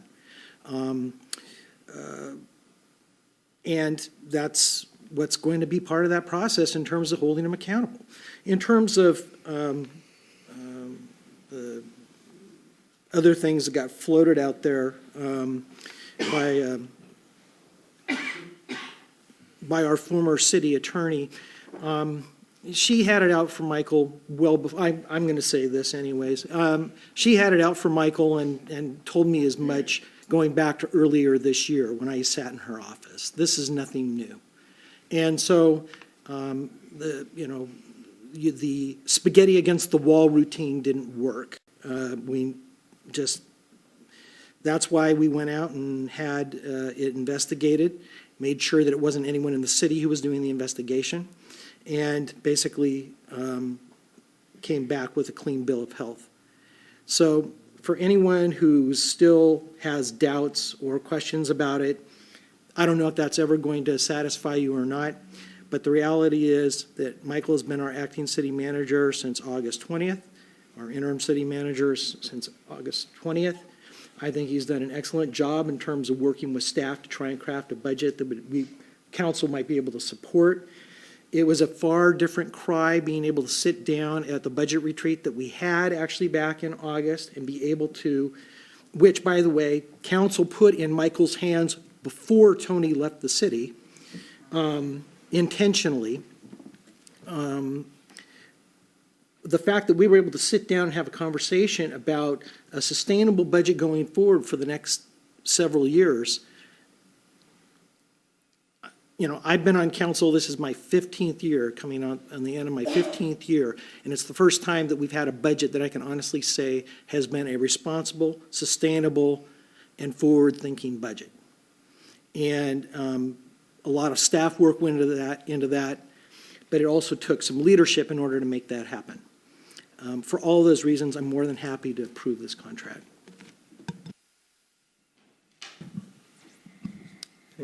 Councilmember Netting. Going through this process, finding the right fit, and doing it as fiscally conservative that I like to think that I am, was a challenge for me through the whole process. I do think Michael is the one to take us to a more sustainable future, and I think he's proven that. And I've given my input, and we've gotten there, we've drilled down, and I will be glad to support this and support Michael moving forward. Councilmember Kaplan. I want to offer an amendment to my own motion, making it retroactive to August 20th, 2016. Seconder accepts that? I can accept that. Okay, so that's a friendly amendment. Okay. Any other comment? Councilmember Back. So when the night came that Michael was chosen, as everybody knows, I was the odd man out, and it was a 6-1 vote. And I gave my reasons that night, is that I felt we were rushing the process, and I was concerned of how it would appear to the public, that it's kind of a backroom deal, and the public wasn't as engaged as they were in the process when we hired or chose Jim Nichols. So it was a concern, but I had never had any doubt that Michael could do the job. I just wanted to give it more time, and I also expressed my disappointment that the candidates that SGR brought us really weren't that great, other than Jim and Michael. And so I just thought, boy, if we were going to hire in-house, why did we even have to pay all this money to a recruiting firm? So I wanted to see Ron Holofield and SGR earn their money, but I had no doubt that Michael could do the job. So I voted no that night for that reason. But the decision was made, and just like these students tonight, when they first came a couple of months ago, they didn't get what they want, but they were a good sport about it, and they moved forward. And so I'm willing to move forward. And at this point, Michael's going to be my city manager, and I want to do everything I can to make him a success, regardless that I didn't vote for him originally. And that's the way I'm wired. I'm just compartmentalizing decision by decision. And just because I don't get what I want doesn't mean that I'm not looking out for the good of the whole. And it's just like in the election that's coming up. Whoever gets elected president may not be the one that I want, but whoever gets that office, I want them to be a success for the good of this nation. So I'm going to vote for it because I am for Michael and I'm for this city, and I think he can do a good job. So that's all I have to say. Anyone else? Okay, I'll take my shot then. Actually, I've had the opportunity to work with Michael for quite a period of time, both serving on the Finance and Economic Development Committee. Michael, when you first came on board, that's when we first started working together. Michael has brought a lot of innovation and innovative thought to the table and opened doors so the existing staff that was here could walk through in a new way and move us forward. Michael's doing a lot to drive the city in a forward direction, and we have to go forward, because if we slip backwards, folks, it won't be called Des Moines. Be called something else, but it won't be called Des Moines. And as you can see by the budget and some of the comments that were made, we've made a lot of progress. There's been a lot of work on the council here. There's been a lot of work with staff. And, you know, I hate using the term blood, sweat, and tears, but I got to be honest with you, I've seen it all. And Michael, you stayed positive. You helped people see the differences in the different opportunities, and you helped us figure out how to take it. And you also brought with you people that you know that could also help. And granted, sometimes those folks didn't see what we saw, but they're still coming. And now they're calling us, and we're not having to call them. When we turned the budget over to Michael, I was cautiously optimistic. I knew he had been a budget manager before. But I'd also seen the budgets, not as many as Dave had, but I'd seen the budgets. And I knew where we were headed. To be honest with you, there were estimates, and Danielle, please correct me if I'm wrong, but I believe we were 2 years from bankruptcy. Is that not correct? That is correct. Thank you. Now we are looking at solvency, and we are looking into the future. That, to me, is very respectable, and it is commendable. Michael will acknowledge he didn't do it alone. He did it with the help of the staff. That means we're working as a team. At our retreat, you will hear me talk even more. I have to say staff and council because sometimes you just can't find a way to group this. But what I'm really working for is to bring a team together because we're all here doing the same, working on the same objective. Michael gets that. And I think it was funny because I was out at a meeting recently, and, when I went to meetings before, I didn't necessarily have the city manager there with me. But this interim city manager has attended all of the meetings with me that he could possibly attend. And he has brought staff as well. The chief, Joe, you did a parking meeting, and we had the chief and Michael and Brandon and several others, and Vic and I were there. All I can say is that people are starting to see this because someone came up to me and they said, it's so cool to see that there's a team of people working together to try and move us forward. And that is the only way we're going forward. On a personal note, I need to add, there's a lot of people who have said whatever they wanted to say about Michael. All his background checks have come up clean. He's been vetted 3 times. He was vetted as assistant city manager, he was vetted as a candidate, and he just got vetted again. And I want to thank our former attorney for causing the city that is trying to dig its way out of financial troubles for bringing a ridiculous amount of items forward that had no basis because we had to write a check to pay the outside sources to prove that there was nothing wrong. But I don't think she's done.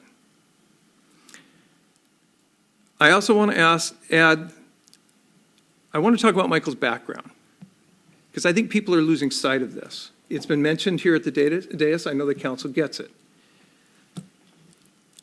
He's been very accomplished in his academic and professional career. He's got a Master's of Science from Oxford University in Sustainable Urban Development. He has a Master's from Cambridge University in International Relations, and he has a Master's of Science from the University of California in Santa Cruz in Economics. People question how he will work with our less fortunate. Earlier in his career, he was selected as a Robert F. Kennedy Fellow for his work with low-income families to increase the quality of public education and health care. He has served as an emergency management official, acting as an acting city manager and as an economic development director. I'm sorry, I have to refer to notes. I don't want to forget a thing. He's also been a budget manager and a financial analyst in the private sector. In fact, on 9/11, Michael was in Florida, and he was in a bunker trying to figure out where they'd hit next if Florida was going to be a target. He gets it. We don't have a good emergency management program in the city. But we're talking about our marina in that light. And we also are understanding for the first time it's coming out that we may be the life source between Seattle and Tacoma. That's a responsibility that this council needs to take very seriously. And thank you for bringing that to our attention, and thank you to the staff that you work with for partnering and bringing that to our attention. He brings to us experience, he brings skill, and he will get this city back on track with our partnership. He's been the interim city manager since Tony retired in August. He's prepared this budget that we're looking at, that we all are probably quite surprised at what we're seeing. And from everything I have seen and heard, I see nothing other than excellence. I'm delighted that you will be our city manager, assuming this vote passes. I will also say that you made a number of concessions. I know you have concerns over the contract and the amount. But Mayor Pro Tem Pennington is right. The ask from every other person out there was at least $20K annually above what Michael is willing to take. He is willing to come in at, yes, what the prior city manager made. But if anybody has been an employee of a company or a corporation for any amount of time, your salary's set when you come in the door. Then you're on the 3 to 5% increase as you go. It's a benefit in some respect, but it's a benefit for the company in the long run. It's not a benefit for the employee. That's why people work at a company for a period of time and then jump and work for another company to make more money. The increase he's taking to take on at least 300% more work is very nominal. And I know, as Councilmember Kaplan said, this won't make some people, this won't satisfy some people. But I have also come to realize that there are some people that I cannot satisfy. But I will be honest, and I will tell you the truth every time. We have the right guy. So with that, I will call the vote on the motion that was made and with the friendly amendment. All those in favor, please raise your right hand and say aye. Aye. Aye. Opposed? Nay. Motion passes 6-1. Congratulations, Michael.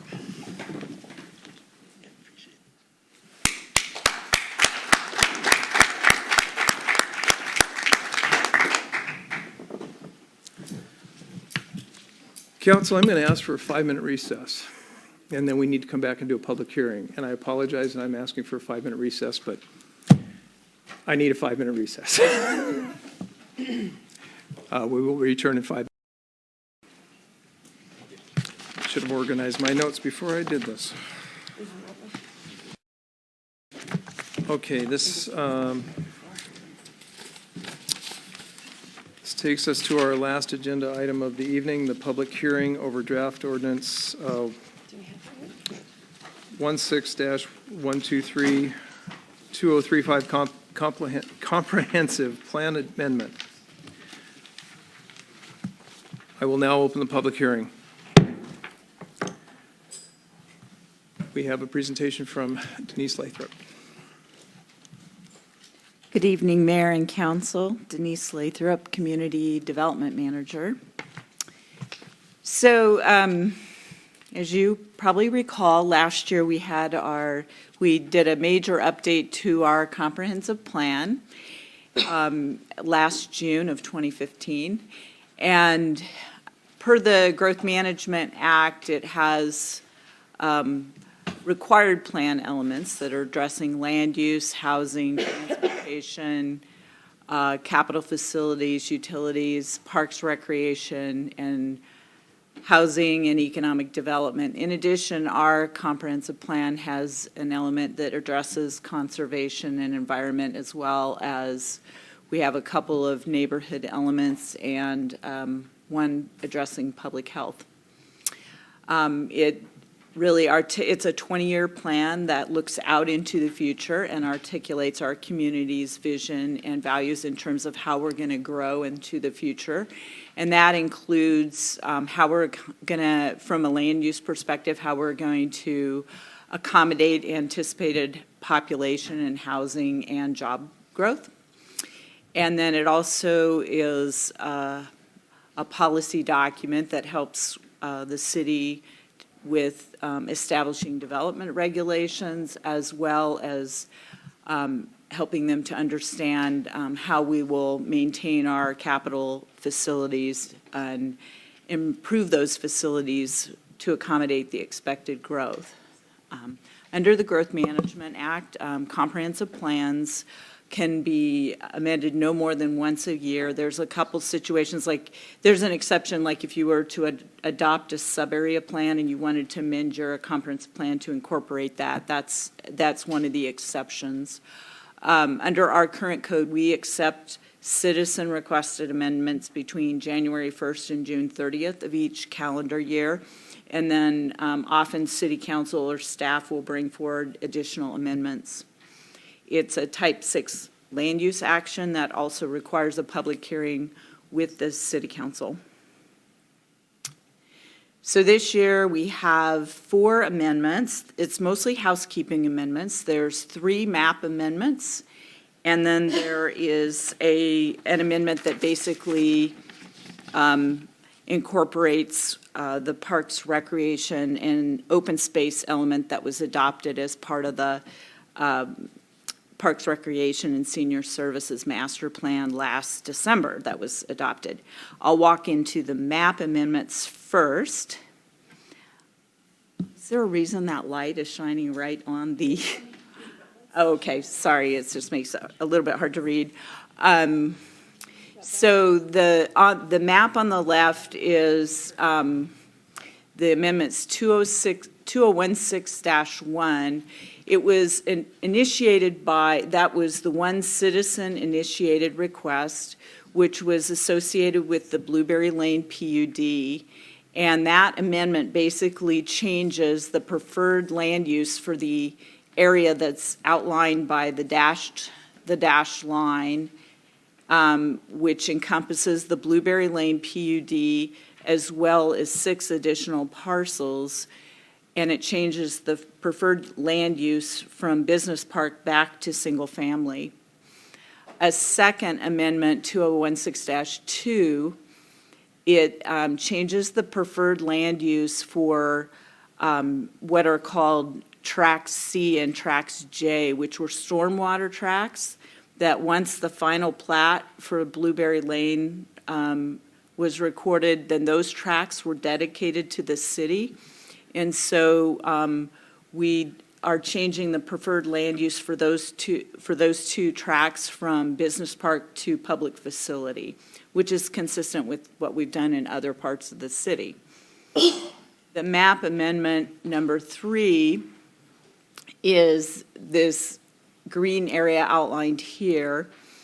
And basically that map amendment changes the designation for the Shirley B. Gordon Park that was dedicated to the city as part of the Landmark Key Townhomes subdivision to the PU, when the park was dedicated to this city upon, or deeded to the city when the plat was finalized and the improvements were completed for that project.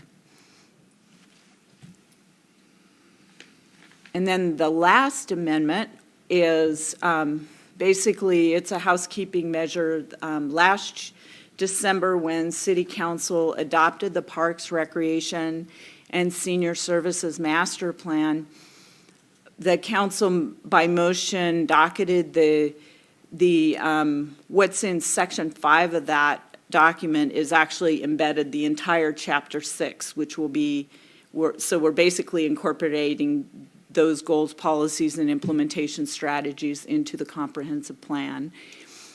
And, you know, the comp plan, the Parks, Recreation, and Open Space element is a required element under GMA.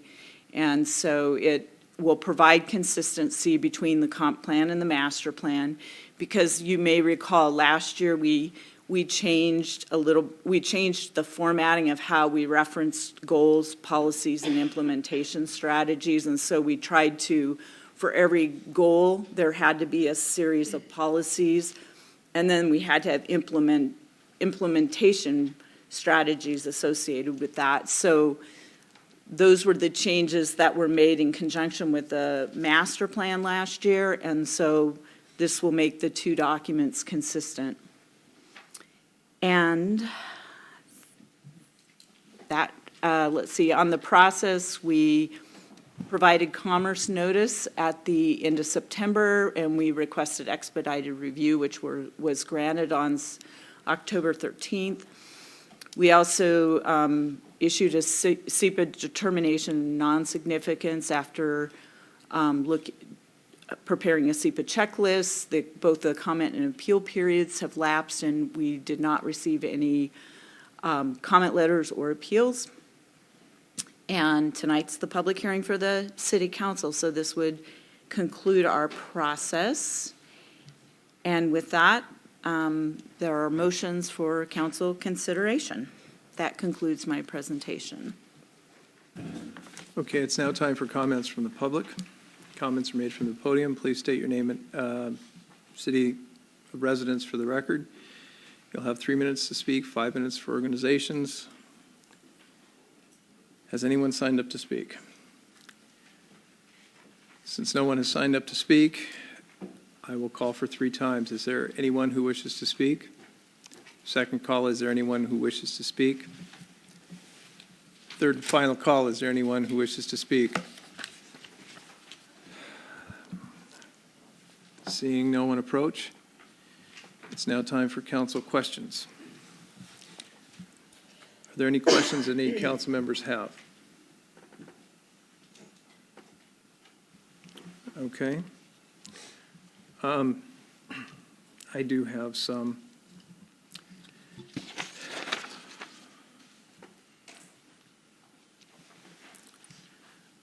Primarily in referencing the Parks and Rec changes. I know that we adopted a master plan, and one of the things I'm seeing here, when you put all of the goals and some of the parameters in a very concise way, as we have it right here, instead of being separated by pictures and a lot of other things, there's a couple things that stuck out to me, and I need to understand them. So my first question is, we have a goal of a ratio of 6.5 acres per thousand population. I'd like to understand where that ratio came from.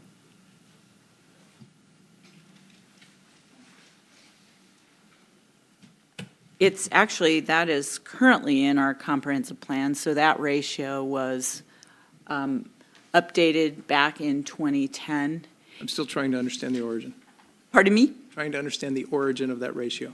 Oh, well, that will be, it would have come out of the Parks, Recreation, and Senior Services Master Plan, so they went through a year-long review and update process. So Patrice might be able to provide some additional, there's state guidelines that the council considered as well when they were coming up with level of service standards. And my understanding is back in 2010, when they actually lowered the standard, it had actually been at a higher ratio.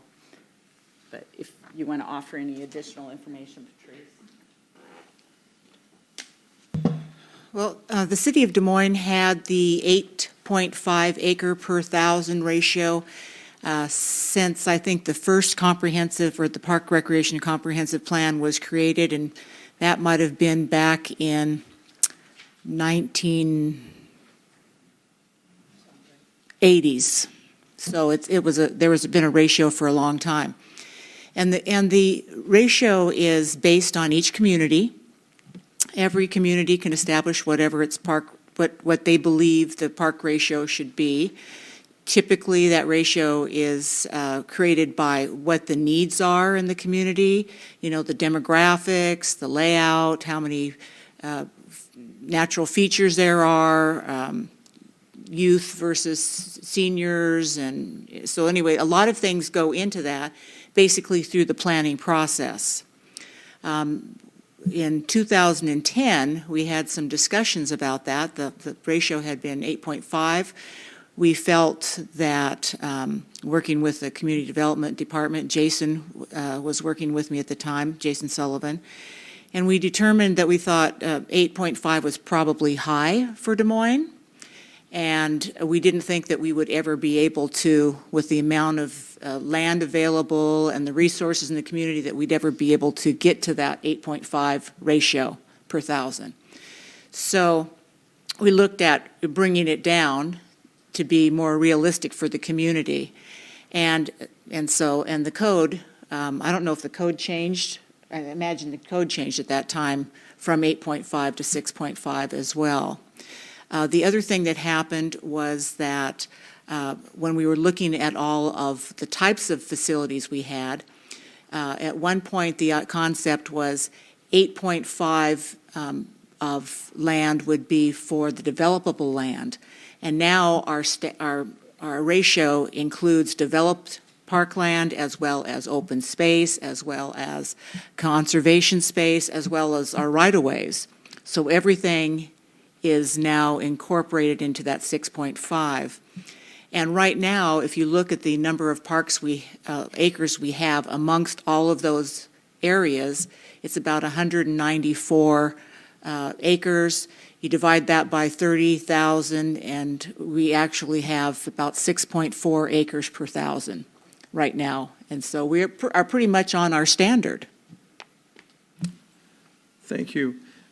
My other comments, this is a question portion of the process. My other comments would be more for discussion. So I have no further questions. Does anybody else have a further question? So with that, I'm going to move to pass this draft ordinance number 16-123, adopting the 2016 amendments to the Des Moines 2035, charting our course for a sustainable future and amending chapters 18.05 and 18.25 of DMC to a second reading on November 17th or as soon thereafter as the matter can be heard. Second. Okay. We have a motion made by myself, seconded by Mayor Pro Tem. I'm sorry, I have to close the hearing. Thank you.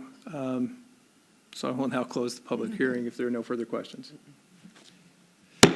Fatigue sets in. Okay. Do I need to repeat the motion now? Sure. Yeah, oh boy. See if I can do the same thing twice. There's my penalty for missing something.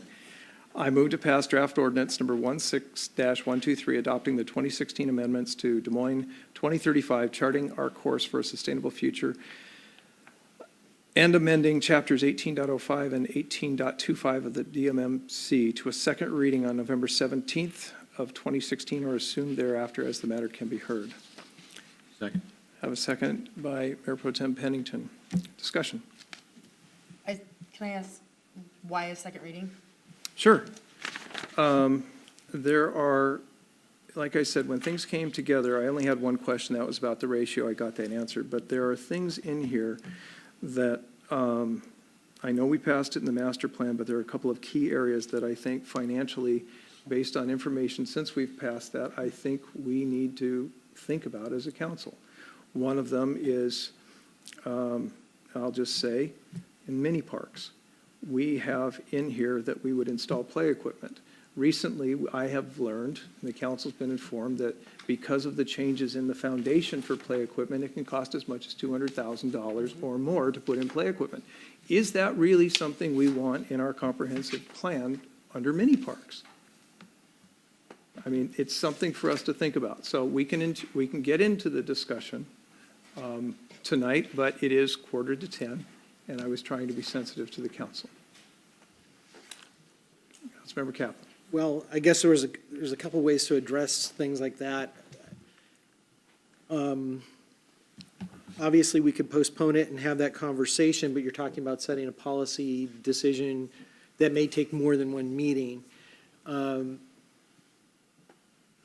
other option would be to pass since we already passed the comprehensive plan element, or we passed the parks comprehensive plan, if we adopt it tonight and then at the retreat on Saturday say that we want to review mini parks as part of our work plan for next year. That would actually give staff a chance to come back with what's the cost of maintenance for those things, so we've got a more comprehensive look at them. Well, I have a few more questions on that, and the unfortunate thing about the retreat is that we are 10 to 2, and we have, as much as I can tell, a very full agenda. Mayor Pro Tem Pennington. And, I had some questions kind of about the same thing, where we are in terms of capacity of parks, which, thanks, Patrice, that we're spot on, but it's like the Cecil Powell Park had to take the equipment out, and you see on the social media that the neighborhood wants to do a fundraiser to replace the equipment and things like that, and so I'm concerned about if we gather a bunch of these small parks, are we going to be able to sustain that? The ongoing upkeep of those. So do we want to necessarily have all of those there? And then so that's one of the questions that I have, or one of the things I think we should think about. And the other thing is in here there's it calls out establishing a Parks and Recreation Facilities impact fee, which I think is probably a good idea, but in the terms of impact fees, I think the school district is looking for impact fees.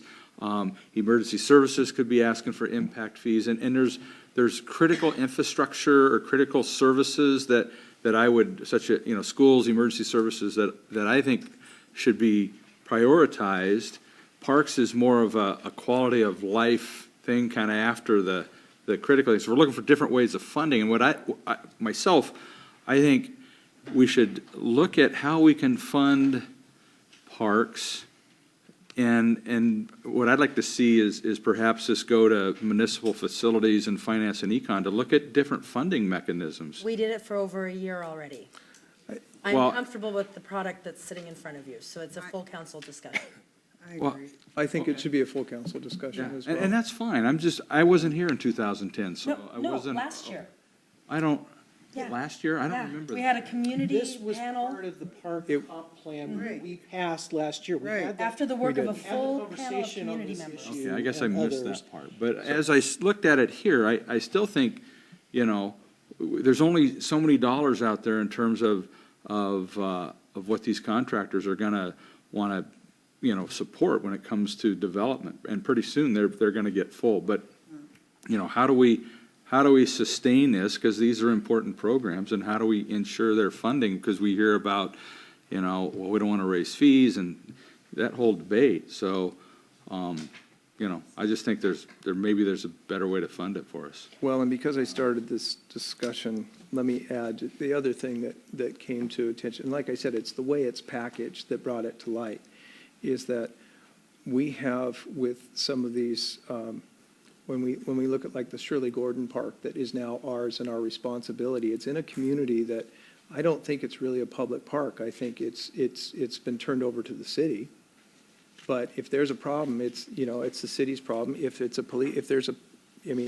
by taking on all these smaller parks, we end up into a problem. I think we have, it's a liability for the city, and it's law enforcement. And it's a law enforcement challenge.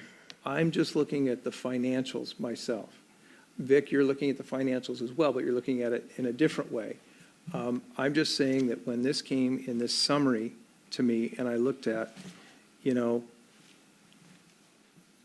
the fact that a developer builds a park in a new development, I think we can still require that, but the homeowners association, maybe they should be the ones to maintain it if it's in their community, and it could be a private park. If I understood Patrice correctly, we include school district lands, we include rights of way that we have with other in this overall ratio. That's why I think it's important that we give consideration to that. Should those things, it's our policy and it's in here, to acquire and to have these things turned over to the city. I'm not sure that that's necessarily the right approach. And I'm not trying to undermine the work of the entire plan. I'm just saying there are a couple of financial impacts that we need to discuss and be comfortable with. This is a policy discussion. Councilmember Kaplan, then Councilmember Bangs, then Councilmember Musser. Councilmember Bangs, I think, had her hand. Well, I guess I really don't understand this process. So forgive me, I'm feeling pretty naive right now. However, I'm looking at a majority of what was submitted in December, and you're pulling out two areas that are derailing passing this. I'm not 100% sure what the process is, what the discussion has to be, why it has to be delayed for that discussion. I'm sorry to say, I'm willing to stay here till 10:30, but the point of the matter is, they don't sound that significant to me at this particular point in time. I hear what you're saying about funding, but there's two areas you're talking about, not this entire comprehensive plan that's trying to be. That's correct. I guess I'm lost. I'm lost with where we go from here, because I don't agree with you. Okay. I really don't. Councilmember Kaplan. I'm struggling with this also because we actually considered the park comprehensive plan last year. We looked at these issues, and granted, maybe they deserve more scrutiny. In the case of the amount of parkland that we have and the pocket parks and the rest of that, the maintenance costs, to me, that fits in with the evaluation of all of the facilities that the city has that we're waiting on. It shouldn't just be the buildings. It should be, the fact that we've got landscaping in the middle of Pacific Highway South, that we've got landscaping on 240th that we own and we don't maintain, that we've got, it's not just parks, it's everything. It's the cost of maintaining all of the stuff that we have. We haven't done the evaluation on the replacement, the need for, and maintenance for all of the facilities we have in the city. And I think it fits into a broader conversation, which is why I think it's something that we would want to at least have a conversation about on Saturday. Regarding this, though, we had this conversation last year about these things. All we're doing is taking something that wasn't ready for prime time in terms of having all the work done so that we can incorporate it as part of the amendments for last year. Otherwise, we would have. Transportation component, unless I'm mistaken, got amended in, was that earlier this year or was that last year? Okay, but we passed the transportation comp plan toward the tail end of 2015 before we added it to the comp plan for this year, right? The transportation comprehensive plan element was done separately and added in as part of the amendments for the overall comp plan for the city, right? It was done separately. What's that? It was done separately.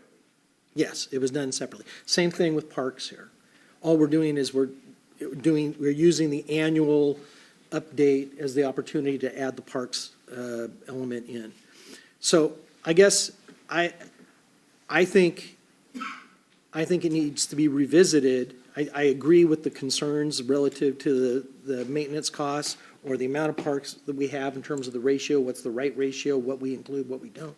But I think it's all part of conversation that we have relative to all of our facilities. It's a broader conversation. I don't think it's specific to this. So I guess I'm I'm not sure what the benefit of the delay is, but, and I'm struggling with that. Councilmember Musser, you were next. Yeah, and I want us to keep in mind too, when we start going through and saying, oh, we don't need this park, we don't need that park, we do have obligations under the Growth Management Act also to have a certain amount of parks in place. Specifically about the Landmark Key Park that's there that we're saying, well, why didn't we just leave that to the HOA? At the time that the Landmark Key finalized their plat, our city code said that their park and lieu fee was that they bought a park and they gave it to us. So, I mean, I don't want, so moving forward, absolutely, but I don't think this is the place where we have that conversation that, HOA's common area can be considered a park, but it's their park and they maintain it. And then, we're actually considerably lower on the number of, the percentage of parks per 1,000. There's an organization that we refer to quite a bit when the community was putting this all together, the Trust for Public Land. And the city of Seattle's average for their parks is 8.7. And they're a high-density city. We're not a dense city. So a median density city, they're saying the park averages per 1,000 residents should be 15.6. So we're less than half of what the national recommendation for park space is. So I'm saying we're not going to solve it all in this document, but a considerable number of volunteers in our community put over a year of their time into pulling this all together. And so I guess I'm a little bit frustrated that when we had 2 or 3 different meetings at the dais over this document, that these things weren't discussed and considered then. So, I don't know, I just feel like as the director, as the chair of the Municipal Facilities Committee, every year, we're going back through about how much more can we whittle down our park system so we don't have to pay for it? And I'm gonna be the squeaky wheel on this time. Okay, actually, and I'm willing to withdraw my motion. But I'm not trying to reduce, I don't want to reduce anything we have. What I'm talking about is how we're handling some of these things because of the financial impact. Again, I'm working on sustainability like everybody is. These were not as evident in the larger volume book as they are when I'm just scanning through a few pages. I'm willing to withdraw the motion and go ahead with passage of this as long as the council's willing to entertain this type of discussion going forward. Of course. Okay, so I will withdraw that last motion. Wait a sec, we still have another motion. Are you? Yeah, Okay. and I just want to say that, I'm not trying to whittle them down. I'm just trying to find sustainability for all these different conflicting, high priority interests in the city. So that's what I'm after, is finding sustainability in terms of revenue for these different things that we need. So that's my intent. So if nothing else, the motion was at least worth this element of discussion. Do we have a motion to move forward? Councilmember Kaplan. Move to suspend Rule 26A in order to enact draft ordinance number 16-123 on first reading. Second? All those in favor? Aye. Passes 7-0. Councilmember Kaplan. Move to enact draft ordinance number 16-123, adopting the 2016 amendments to Des Moines 2035, charting our course for a sustainable future and amending chapters 18.05 and 18.25 DMMC. Second. Made by Councilmember Kaplan, seconded by Councilmember Bangs. Discussion? Councilmember Musser. I say the sustainability of our parks is on the agenda at every single Municipal Facilities Committee meeting, so trust me, we're focused on it also. Good. Okay, any other comments? All those in favor, raise your right hand and say aye. Aye. Passes 7-0. Need to read the title quick. That concludes our business for tonight. Do I have a motion to adjourn? Title. No, I'm sorry, I have to read. I'll do it if you want me to. I'll do it. An ordinance of the City Council of Des Moines, Washington, adopting the 2016 amendments to the Des Moines 2035, charting our course for a sustainable future, the comprehensive plan, and amending chapters 18.05 and 18.25 DMMC. Now, I have a motion to adjourn. Second. Motion was made by Councilmember Nutting, seconded by Councilmember Kaplan. All those in favor, please raise your right hand and say aye. Aye. We are adjourned. I think Louisa wanted to stay till